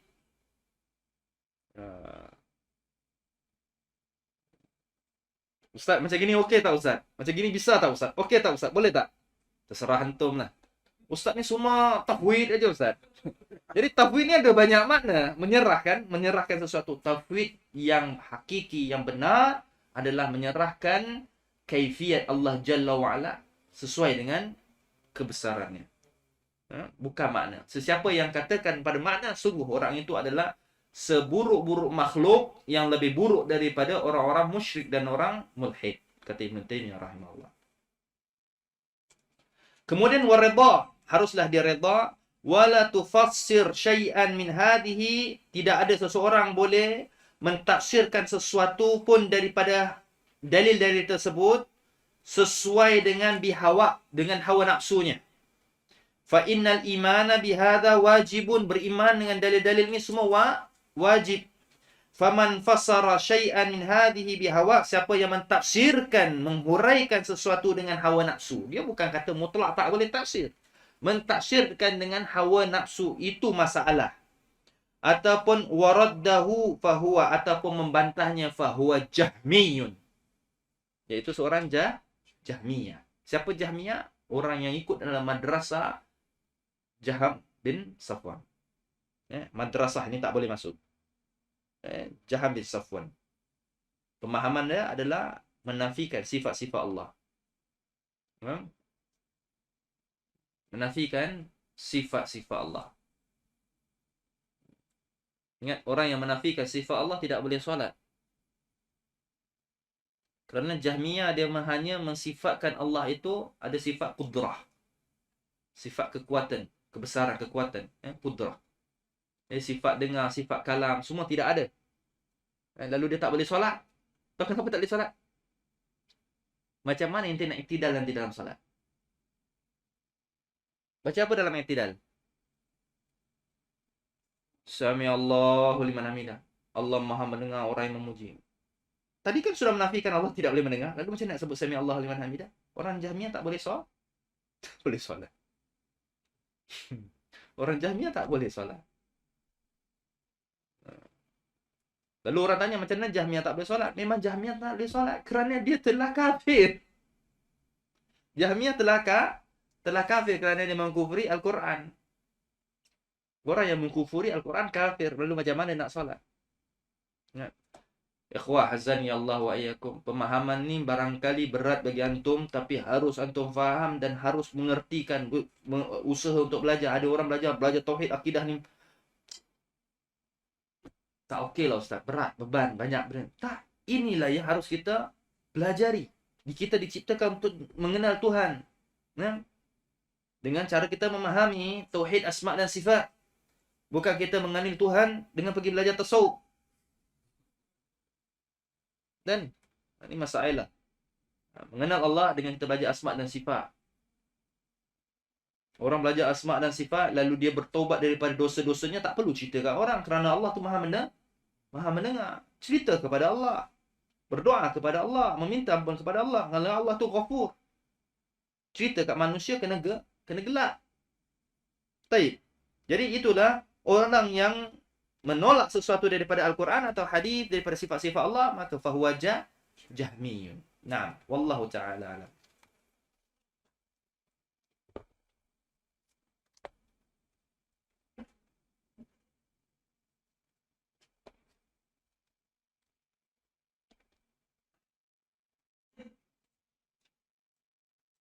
Bismillahirrahmanirrahim. Semoga Allah menjagamu ya Ustaz. Di sini ada beberapa soalan. Soalan yang pertama, apakah terbatalnya wuduk setelah memandikan mayat? Terbatalnya wuduk setelah memandikan mayat. Para ulama, para fuqaha ikhtilaf dalam hal ini. Setelah kita mandikan jenazah, apakah kita batal? Nah, ada sebahagian minoriti fuqaha yang mengatakan mandikan jenazah, maka wuduknya terbatal sekiranya dia mandi dalam keadaan berwuduk. Memandikan jenazah dalam keadaan berwuduk. Berdasarkan dalil, Nabi memerintahkan untuk mandi setelah mandikan jenazah, dan orang yang mengangkat jenazah hendaklah dia berwuduk. Diriwayatkan dalam Imam Tirmizi, orang yang mandikan jenazah hendaklah dia mandi setelah dia memandikan jenazah, dan orang yang mengangkat jenazah hendaklah dia berwuduk setelah dia mengangkat jenazah. Dan hadis itu sahih, diriwayatkan oleh Imam Tirmizi dan lain-lain. Baik. Dalam riwayat yang lain berlakunya perselisihan pandangan di kalangan para sahabat itu sendiri, kerana ketika kami di zaman Nabi SAW, ketika kami menguruskan jenazah, ada di kalangan kami yang mandi setelah mandikan jenazah, ada yang tidak. Jadi di sini berlakunya pandangan, dua pandangan itu sendiri kan. Sebagaimana orang yang safar boleh berpuasa dan boleh untuk berbuka. Di situ datangnya perselisihan. Misalnya ada dua opinion, dua pandangan yang mengatakan seseorang yang telah mandikan jenazah diperintahkan untuk mandi. Lalu ulama fuqaha menguraikan mandi itu apakah mandi yang wajib ataupun sunat. Berselisih lagi di kalangan para mazhab ini. Mazhab Syafi'i dan Ahmad mengatakan itu adalah mustahabun, sunat. Ya, sebagai mandi yang dikatakan sunat, yang Nabi memerintahkan. Kenapa tidak wajib? Kalau wajib semua sahabat sudah mandi. Kerana di zaman sahabat ada yang mandi, ada yang tidak mandi. Jadi mandi itu adalah sunnah. Baik. Okey, perhatikan di sini. Yang kedua, batal atau tidak sekiranya tukang mandi itu atau orang yang memandikan jenazah, dia ada apa dia? Dia ada wuduk ketika dia mandikan jenazah. Apakah mandi itu dan yang si badan yang hidup ni batal wuduknya? Kalau dia memahamkan mandi setelah mandi jenazah itu batal wuduk, maka batallah wuduknya. Baik. Kemudian yang dijawabkan oleh Al-Imam Syekh bin Baz rahimahullah dalam Majmu' Fatawah,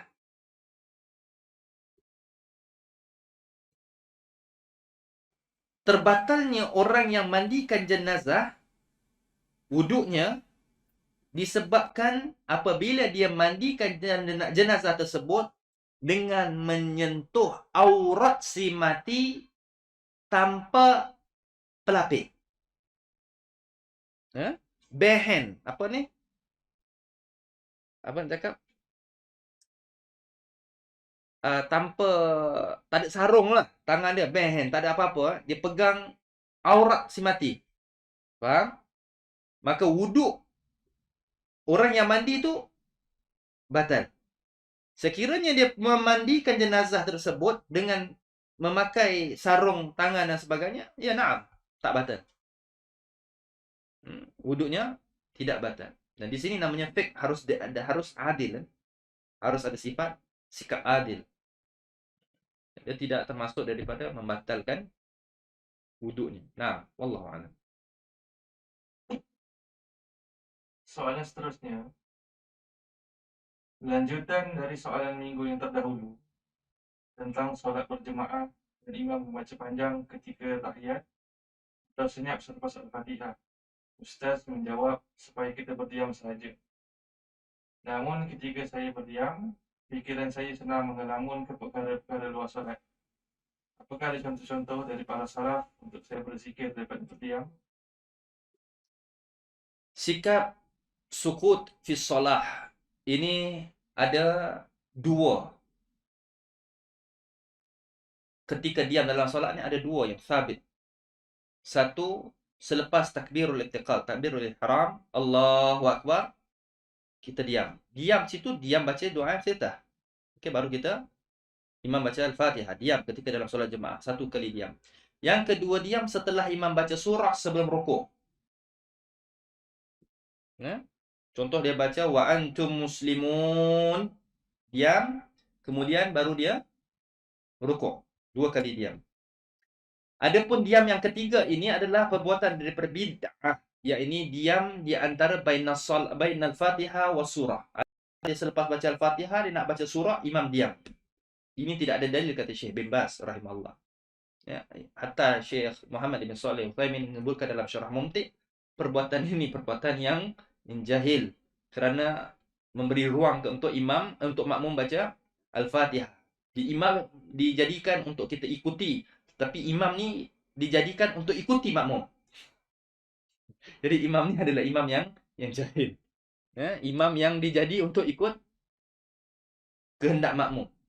Ya, kerana seorang makmum dia tahu bahawa imam telah selesai baca Al-Fatihah. Mana seorang imam sudah tahu makmum sudah selesai baca Al-Fatihah. Sungguh imamnya adalah imam yang jahil. Tapi imam kita alhamdulillah barakallahu fiik, dia pandai. Baik. Jadi diam dalam solat ini, apakah kita boleh baca zikir yang selain daripada tu untuk kita menunggu saat ketika imam dalam keadaan diam? Wallahu ta'ala alam. Mana tak tahu jawapan tersebut. Tetapi yang harus kita faham daripada dalil bahawa innama ju'ilal imami liyutamma bih. Imam dijadikan sebagai pantulan untuk diikuti. Dan dalil ini zahirnya jelas. Fa idza qara'a fa ansitu. Apabila imam baca diam. Lalu apabila imam diam, takkan dia nak baca. Imam baca sudah suruh diam. Jadi kalau imam diam, lagi diam. Okey, meskipun ada orang katakan boleh kita berzikir dan sebagainya dalam para fuqaha, dia tidak perkara yang membatalkan solat, tetapi kita faham. Dalam solat, menambah sesuatu yang tidak ada syariat dalam solat. Tambahan doa tersebut. Bukankah itu bid'ah? Itu kan bid'ah. Ya? Tidak boleh. Kata kita rukuk, kita sudah selesai, imam masih rukuk panjang, tidak boleh tambah mana-mana zikir. Tapi memperbanyakkan doa ketika rukuk itu boleh. Perbanyakkan rukuk doa tu bukan antara membaca doa-doa Rabbana atina fid dunya, bukan, tetapi subhana rabbil azim, subhana. Tadi sudah baca 3, baca lagi sampai imam bangkit. Kalau kita ada masa lagi, itu yang dimaksudkan. Tapi tidak boleh nak tambah doa, baca doa makan ke doa tidur ke, tak boleh. Kerana telah menambahkan syariat. Sebagaimana pernah ditanyakan oleh Imam Albani rahimahullah, disebutkan dalam silsilah Huda wan Nur. Apakah boleh kita baca Bismillahirrahmanirrahim ketika kita nak makan? Kata Imam Albani, perbuatan itu bid'ah kerana dia telah menambahkan syariat. Kerana Nabi telah mengajar dan batasannya hanya baca Bismillah. Lalu engkau bersuka-suka menambahkan Ar-Rahman dan Ar-Rahim, sedangkan itu bukan daripada syariat. Ya, jadi penambahan dalam solat itu lagi nak makan tadi. Ini dalam solat pula kita menambahkan. Menambah bacaan dalam solat yang tidak diajar wiridnya, maka tidak boleh. Bolehkah Ustaz kita rukuk, kita nak baca apa ni? Nak baca subhana rabbil azim, kita nak baca rabbana atina fid dunya hasanah. Ini lebih panjang, lebih baik Ustaz. Tidak boleh. Apa yang disebutkan dalam doa rukuk kita ikut. Tidak boleh memodifikasikan apa-apa doa dalam rukuk tersebut. Jadi ketika imam dalam keadaan sukut diam itu, ada tergangguan daripada benak-benaknya, itu semua adalah daripada fahuwa khinsib. Disebutkan Nabi SAW kepada Aisyah radhiyallahu anha, itu semua adalah gangguan syaitan. Itu semua adalah gangguan syaitan. Jadi apabila kita solat, tenangkan diri, jangan banyak berfikir, jangan banyak melihat kiri dan kanannya. Ada orang solat mata ke kanan ke kiri, kiri ke kanan.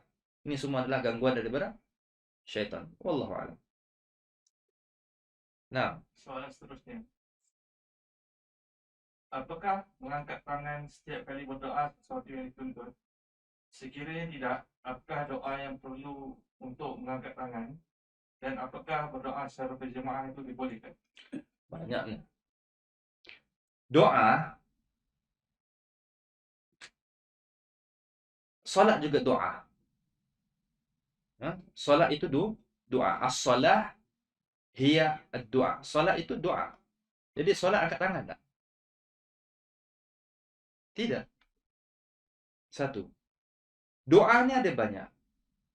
Pemahaman kita, doa masuk tandas itu juga doa. Itu bukan doa kita secara mengangkat tangan. Itu kan isti'adzah. Allahumma inni a'udzubika minal khubthi wal khaba'ith. Itu isti'adah. Doa tak tu? Doa juga, tapi doa berbentuk pelindungan. Sebelum kita baca Quran, apa doa yang kita baca sebelum baca Quran? A'udzubillahi minasyaitonir rajim. A'udzubillahi samil alim minasyaitonir rajim. Isti'adah itu doa kan? Tapi pernah angkat tangan tak? Tidak. Taib. Jadi ada doa yang kita angkat tangan, ada doa yang tidak angkat tangan. Doa yang disebut ini semua adalah doa-doa wirid. Wirid-wirid yang dia ajar untuk dibaca. Rukuk tu Subhana Rabbil Azim. Dikatakan doa rukuk kan? Pernah angkat tangan? Tak angkat tangan juga. Okey, jadi doa ada beberapa konsep. Satu, doa makan, baca bismillah, tak angkat tangan. Doa bersin, tidak angkat tangan. Ya, doa masuk tandas, keluar tandas, tidak angkat tangan. Doa azan, semua kita tidak angkat tangan. Jadi doa apakah yang kita angkat tangan di luar solat adalah doa yang kita berbentuk meminta-minta. Hajat, kita angkat tangan. Ini pun ada katakan tak boleh angkat tangan. Ya. Termasuk perbuatan Nabi SAW ketika Nabi solat istisqa, Nabi mengangkat tangan, maksudnya meminta-minta. Sehingga terlihatnya putihnya ketiak Nabi SAW, maksudnya jubah. Bukan Nabi pakai sleeveless. Ya, ini pemahaman, maksudnya jubah Nabi itu putih, sudah kelihatan. Luarnya ada jubah warna lain, sudah kelihatan tingginya tangan Nabi SAW. Ya, dan doa itu berbentuk jamaah. Soalan tu, Nabi doa adalah bentuk jamaah. Tapi jamaah yang dibacakan dalam doa ini tidak boleh dikiaskan kepada doa-doa yang lain. Buat doa keselamatan, doa yang lain-lain ya. Tidak ada. Ya, kerana Nabi berdoa berjemaah tu ada. Tapi dalam istisqa. Sahabat semua mengangkat tangan ketika solat istisqa. Solat istisqa ni adalah solat minta hujan. Nabi angkat tangan, sahabat pun mengangkat tangan dan mengaminkan doa tersebut. Iaitu berlakunya solat doa berjemaah. Baik. Itulah antara poin yang bila kita perlu angkat tangan ataupun tidak. Nah, Soalan seterusnya, pada waktu ini, imam membaca kunut nazilah pada setiap waktu solat fardu. Apakah hukumnya dan apakah wajib mengikutinya? kunut nazilah. Semua kunut adalah sunnah dan sunat di sisi mazhab. Ya, sunnah. Hatta dikatakan kunut subuh. Ya, kunut subuh itu hanya sunat di sisi mazhab Syafi'i. Ya, tak boleh katakan sunnah kerana dhaif. Baik. Kunut nazilah itu sahih dibaca ketika adanya wabah, musibah, perang ataupun apa-apa bencana. Itu semua dengan perintah ulil amr. Dan lalu sunnah dan sunat untuk kita mengerjakannya. Lalu perlu angkat tangan atau tidak? Angkat tangan, doa. Ya, angkat tangan. Kerana perkara itu tidak bercanggah dengan mana-mana dalil. Kemudian dalam keadaan gini, COVID sudah merendah dan kita doa. Ya, COVID belum selesai lagi. Boleh terus untuk buat kunut nazilah kalau di masjid-masjid awam buat. Ya, boleh. Ya. Jangan kerana kunut nazilah berlaku, tinggalkan masjid. Tidak. Ha? Ha. Soalan seterusnya, di antara hujah orang-orang yang membolehkan pembiayaan Islami adalah kerana fatwa yang dikeluarkan oleh mufti-mufti di Malaysia. Mereka mengatakan bahawa memandangkan kita tinggal di Malaysia adalah wajib mengikuti fatwa-fatwa di sini berbanding fatwa-fatwa yang dikeluarkan oleh kibar ulama di negara lain seperti Saudi. Apakah kaedah yang benar? Akhi, fatwa itu satu hukum yang dijelaskan oleh ulama. Barangkali benar, barangkali salah. Itu fatwa. Fatwa daripada sebuah negara tu, orang awam, naam, kata Syekh Saleh Fauzan, seorang awam muqallid dengan muftinya. Itu hukum asalnya. Tapi kalau mufninya kita pun faham terhadap knowledge dia macam mana, memang antum akan masuk ke lubang biawak bersama ni. Kalau kita memaham kaedah itu benar, mengikuti mufti apa yang difatwahkan, semuanya kita ikut, ya nah, sudah kita pun boleh mengambil ilmu daripadanya, bukan? Nah, jadi bab pembiayaan, pinjaman daripada bank-bank ini bukan kerana kita ikut fatwa ulama Saudi saja. Bukan semua juga ulama fatwa yang difatwahkan oleh dalam mamlakah itu sesuai di negara kita, kan? Fatwa itu sesuai dengan apa yang kita harus faham. Kadang ulama ni berfatwa, soalan tu tidak jelas. Dia jawab sekadar apa yang dia tanya. Jadi kalau kita nak faham conclusion satu soalan tu, kita harus sampaikan kepada ulama tu keadaan yang A sampai Z. Keadaan dia, baru dia faham. Wah, kita nak panjang banyak pasal masalah fatwa. Ala kulihan, soalan ni sering ditanya. Ana tak tahu siapa di kalangan antum yang hadir ataupun tidak hadir yang bertanya. Barakallahu fikum. Soalan pembiayaan bank ni bukan hanya kita sebut tentang ribawi. Kenapa perlu banyak buat pinjaman? Ya. Kenapa perlu buat pinjaman? Ya. Walaupun hukum hutang itu dibolehkan, tetapi bukan untuk bermudah-mudah nak dipinjam-pinjam. Ya. Dan bermudah-mudah dan pinjam benda yang tak perlu menjadi haram. Ya. Dia mengajak kepada kita kepada kerosakan. Jadi pembiayaan daripada bank-bank di dalam negara kita, meskipun dia kata dia Islamik, ingat, banyak kali nak berikan teguran, semua yang kafir diislamkan dia. Ya. Bank tidak ada yang Islamik. Ya. Tidak ada yang dinamakan Islamik. Semua dibuat. Hari itu ada sahabat kita nak pergi safar, dia sebutkan, Ustaz, anak nak beli insurans safar ni Ustaz, kerana kewajipan untuk beli insurans. Nah, beli. Kerana kalau tanpa benda tu kita tak boleh safar. Lalu ada nak beli yang apa? Konvensional ataupun yang takaful. Kedua-duanya haram. Kedua-duanya haram, konvensional ataupun takaful. Ya Ustaz. Lalu macam mana? Terserah antum, mana murah antum beli. Kerana kedua-duanya kita tak redha. Kan? Jadi sama juga dengan pembiayaan. Kita lihat yang Islamik dekat sini, biar kita katakan yang Islami atau tidak Islami, kalau lebih baik kita walak kepada yang takaful berbandingan konvensional. Sama aja, akhi. Ketuanya juga kafir. Kedua-duanya kafir juga. Kemudian diislamkan. Jadi pembiayaan ni, bank dalam negara kita ni, bukan kerana fatwa ulama Saudi yang tak membenarkan, tetapi hukum tu sendiri. Ingat, tidak ada kaitan dengan ulama-ulama Saudi. Ada ulama kita di Yaman, di Kuwait, di Jordan dan sebagainya. Boleh rujuk, ulama ni sama saja. Bukan terpakai dalam Saudi. Kerana ulama kita ramai dalam Saudi. Jadi jangan salahkan Saudi. Kerana Saudi bukan dalil. Harus kena faham. Siapa katakan Saudi dalil, sungguh orang tu jahil.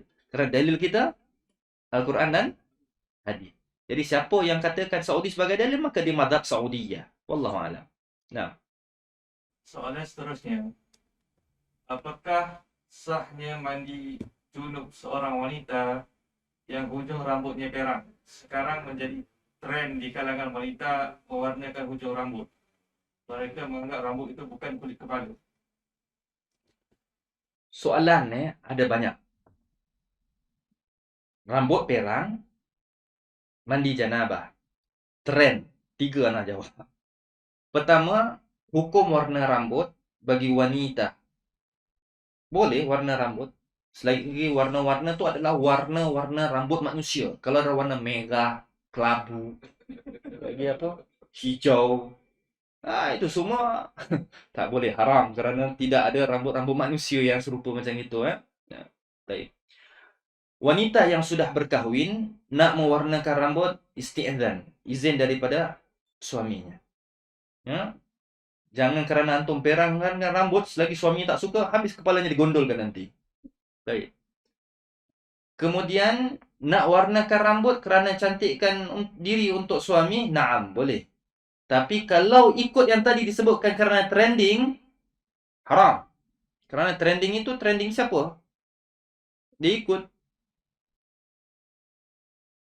Seorang wanita mesti sudah tutup jilbab, sahih. Dia pernah nampak rambut orang daripada rambut mana? Rambut orang yang tak berjilbab, betul. Yang tak berjilbab tu sebenarnya orang-orang yang orang-orang kafir yang merambutkan warnanya. Jadi mentashbih dah, tashbih, menyerupai, man tasyabbah biqaumin fahuwa min. Siapa mengikuti kaum orang kafir maka di kalangan tersebut. Maka jangan ikut trending di hujung rambut. Eh? Yang perang di hujung itu semua singa. Faham? Singa ni hujung dia perang kan? Ini tashbih dengan haiwan. Baik. Kemudian tadi tentang mandi janabah. Okey, selesai kan? Jadi mandi janabah daripada rambut yang diwarnakan. Ana pernah sebutkan di dalam beberapa durus hukum warnakan rambut. Apa warnalah? Hukum warna rambut tadi sebagai tambahan, tidak boleh mewarnakan asalkan bukan hitam, kata Nabi SAW. Boleh warnakan apa asalkan bukan hitam. Ya, rambut sudah putih, jangan warnakan hitam, warnakan perang, brown dan sebagainya, boleh. Okey. Warna ni apakah mesti henna? Inai? Tidak, kerana itu organik. Ya, artificial, chemical, boleh. Selagi mana tidak ada amonia. Amonia, tahu amonia? Kalau tak tahu ni belajar chemical lah. Anak dulu pun belajar benda ni. Amonia ni adalah sesuatu chemical yang akan menutupi selaput rambut itu yang memanjangkan tempohnya lama. Jadi dia menutup selaput rambut tu sehingga dia boleh melamakan tahan warna tersebut. Yang ini tidak boleh buat untuk solat. Untuk mandi janabah semua tidak boleh. Selain daripada amonia itu boleh pakai. Dia tidak menutup selaput rambut tersebut. Dan itu boleh untuk mandi janabah, untuk solat semua tak ada masalah. Tapi sekiranya rambut dia sudah ada amonia dan sebagainya, harus dia menghilangkan warna tersebut. Warna tersebut nak dihilangkan dengan potong kalau sekiranya ada amonia. Tidak boleh diselaputi dengan warna yang tidak ada amonia. Amonia tetap ada di situ. Chemical tu tetap ada di situ. Dan dia mesti kena hilangkan ain tersebut. Hilang ain tersebut, hilang daripada fizikal dia tak ada lagi. Walaupun warna sudah berubah, tapi fizikal tetap ada di situ lagi. Hilangkan. Itu hukum mewarnakan rambut. Atau lelaki pun boleh warnakan rambut. Waktu PKP hari tu, anak rambutkan warna, ada ustaz rambut perang. Ente yang tak tahu warnakan rambut. Lalu antum warnakan rambut, muka lihat ikut anak. Masalah ni. Rambut kita warnakan rambut ada hajat. Bukan ada trending tu. Karena sudah tua kan, tapi nak nampak muda, kita kena warnakan. Kata imam nanti entah nampak minggu depan sudah dengar ini kaul. Minggu depan imam sudah rambutnya sudah blonde nanti. Baik. Imam kalau nak blonde pun tak ada siapa nak marah. Barakallahu fikum. Wallahu a'lam. Soalan seterusnya, bagaimanakah yang dinamakan riba bagi trade-in emas? Kerana apabila menjual emas lebih mahal dari trade-in emas. Menjual dan membeli hukumnya halal. Innallaha ahalla bai'a wa harrama riba. Allah menghalalkan jual beli dan Allah mengharamkan riba. Jual beli itu halal mutlak dan mengharamkan riba itu mutlak. Dia tidak ada riba Islamik ya. Tayyib. Jual beli sesuai dengan akadnya. Selagi mana harga itu diredai. Hukum jual beli. Beli RM1, jual RM100, reda, sudah perlu akad. Orang yang tidak reda setelah dia beli, maka orang itu menzalimi dirinya sendiri. Tayyib. Kemudian jual emas ni terdapat riba daripada trade-in ataupun tidak. Nah, termasuk 6 perkara yang benda yang ribawi disebutkan oleh Imam Muslim dalam sahihnya, antaranya emas, perak, gandum, bali, kurma dan garam. 6 perkara ni termasuk ribawi. Apabila berlakunya exchange trade mesti sama ilalnya, sama grade dia. Kalau emas tu emas 916 mesti 916. Kalau emas tu emas pure gold mesti pure gold apabila pertukarannya. Hal ini telah berlaku dalam riwayat yang lain ketika Nabi mengunjung pada satu pasar, adanya kurma yang basah dan kurma yang kering yang Nabi terjumpa dalamnya bercampur baur. Maka Nabi kata, ini ribawi. Maka tidak boleh. Kerana grade yang basah dengan yang kering itu tak sama grade-nya. Itu zalimi orang. Jadi apabila kita pertukaran jual emas 916 dengan emas pure gold, hendaklah ada pertukaran yang sama grade-nya. Itu boleh. Dalam satu majlis akad. Dia tidak boleh dalam majlis yang tertangguh. Mesti majlis dalam satu majlis yang akadnya sah. Ya? Maka itu beli emas tidak boleh secara berhutang. Haram. Ya? Maka fatwa Syekh Saleh Muhammad bin Saleh Al-Utsaimin rahimahullah, hukum membeli emas dengan kredit, kredit kad dan sebagainya secara kredit itu haram. Kerana emas tidak boleh beli dalam benda yang tertangguh. Jadi mana lebih menguntung atau tidak, trade in atau tidak, trade in pasti rugi. Ya. Trade in yang menguntungkan setelah kita membeli, kemudian baru kita trade in, baru untung. Belum kita beli dan kita dah trade in, pasti tipu. Mesti ditipu. Ini semua konsep-konsep kapitalis. Allahu a'lam. Last, Soalan terakhir. Ya. Apakah seorang anak wajib memberi duit setiap bulan kepada ibu bapa, sedangkan kita berasa sendiri tidak mencukupi untuk keluarga sendiri? Akhi, ibu bapa ni tidak ada perintah daripada Al-Quran maupun hadis untuk kita berikan duit infak kepada kedua orang tua kita. Tidak ada. Ya? Itu termasuk daripada perkara ihsan untuk memberi kedua orang tua kita. Ya? Kedua orang tua kita. Dan ana pernah dengar ucapan-ucapan ini kerana kita sendiri tidak cukup dengan apa yang kita ada. Ucapan ini ucapan yang jelek. Ucapan yang buruk apabila kita katakan kita sendiri tak mampu untuk beri kedua orang tua kita. Setelah ibu dan ayah kita tua, dah tak mampu untuk bekerja. Tidak mampu untuk bekerja, dan sekiranya dia ada saving, dia ada duit, dia boleh makan. Dia tak perlu pun kita meminta dia duit.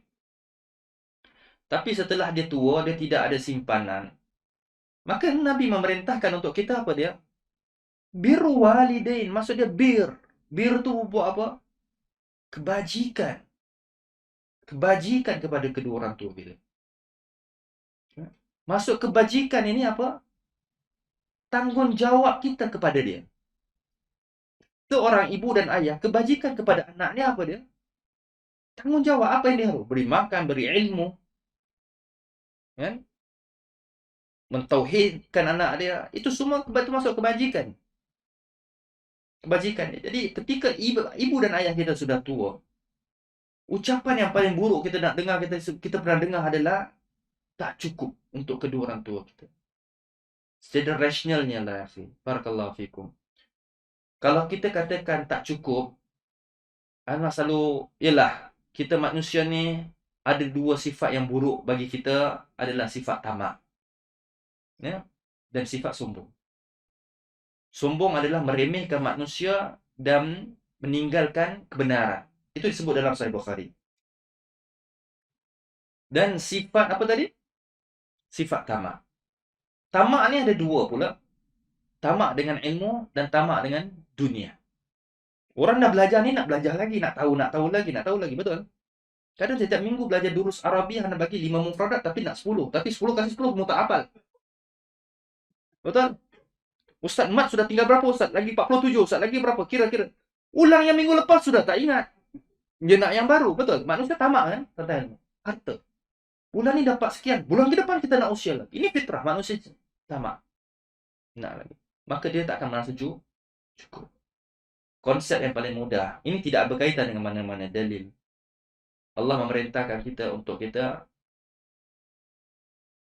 bil ma'ruf, benda yang ma'ruf. Pernah tak ibu dan ayah kita ketika memberikan kita makan semasa kecil, dia kata dia tak cukup? Apakah dia pernah mengatakan kepada kita, dia tak pernah cukup duit untuk kita makan tadi? Pandailah engkau cari makan sendiri. Tidak, akhi. Kalau kita kenangkan apa yang ibu dan ayah kita beri kepada kita ketika kita kecil, ingat, pasti kita akan membalasnya. Dan Allah merintahkan kita berbalas kepada dia. Wa qadha rabbuka.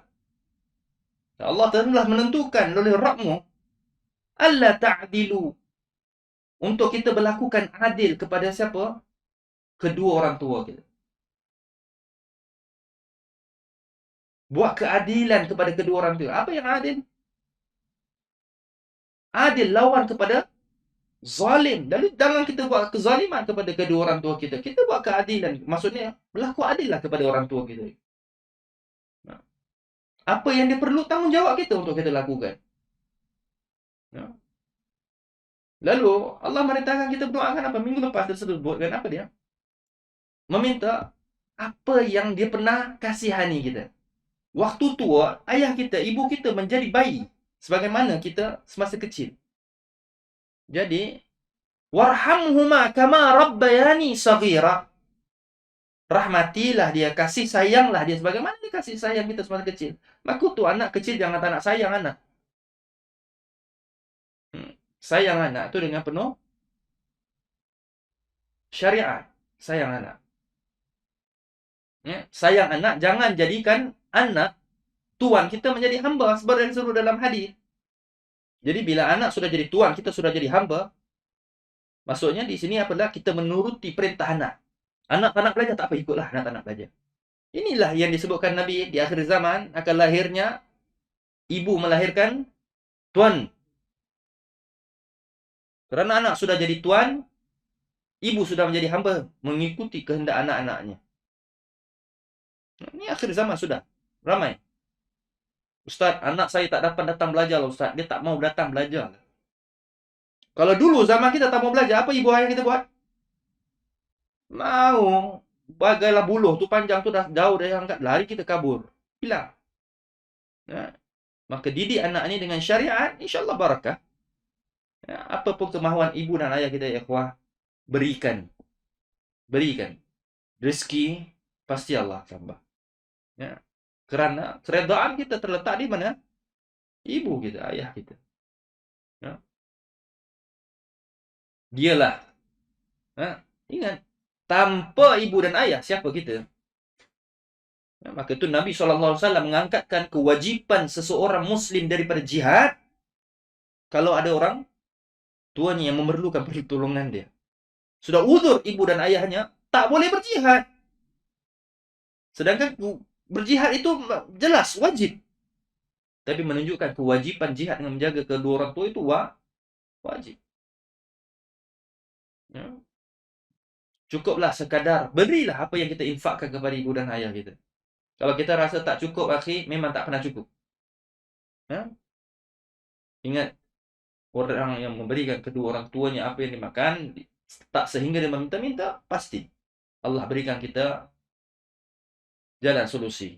Jadi orang-orang yang suka mengira-mengira ni, pasti Allah akan sempitkan dia. Ingat, anda pernah sebutkan, orang yang suka mengira-ngira, pasti Allah akan menyempitkan dia. Mengira-ngira ni adalah orang yang kalkulatif, orang yang suka mengira dalam buat kebajikan. Kehidupan dia semua dia mengira. Beri kepada orang tua kita termasuk ketakwaan kita kepada Allah Jalla wa'ala. Allah berfirman, wa may yattaqillaha yaj'al lahu makhraja. Pasti Allah berikan jalan keluar. Solusi dia ada jalan keluar. Sudah. Selesai.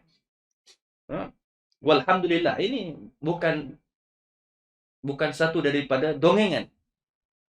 Anak beri kepada orang tua kita, banyak mana anak pernah beri, pasti Allah ganti lebih daripada itu.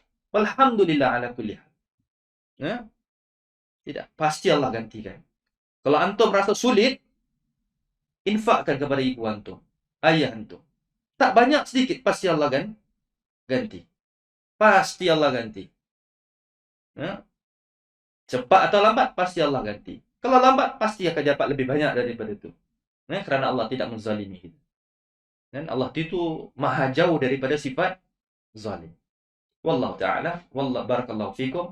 Subhanakallahumma bihamdika asyhadu an la ilaha illa anta astaghfiruka wa atubu ilaik. Wa sallallahu ala nabiyyina Muhammad wa ala alihi wa ashabihi ajma'in. Walhamdulillahirabbil alamin.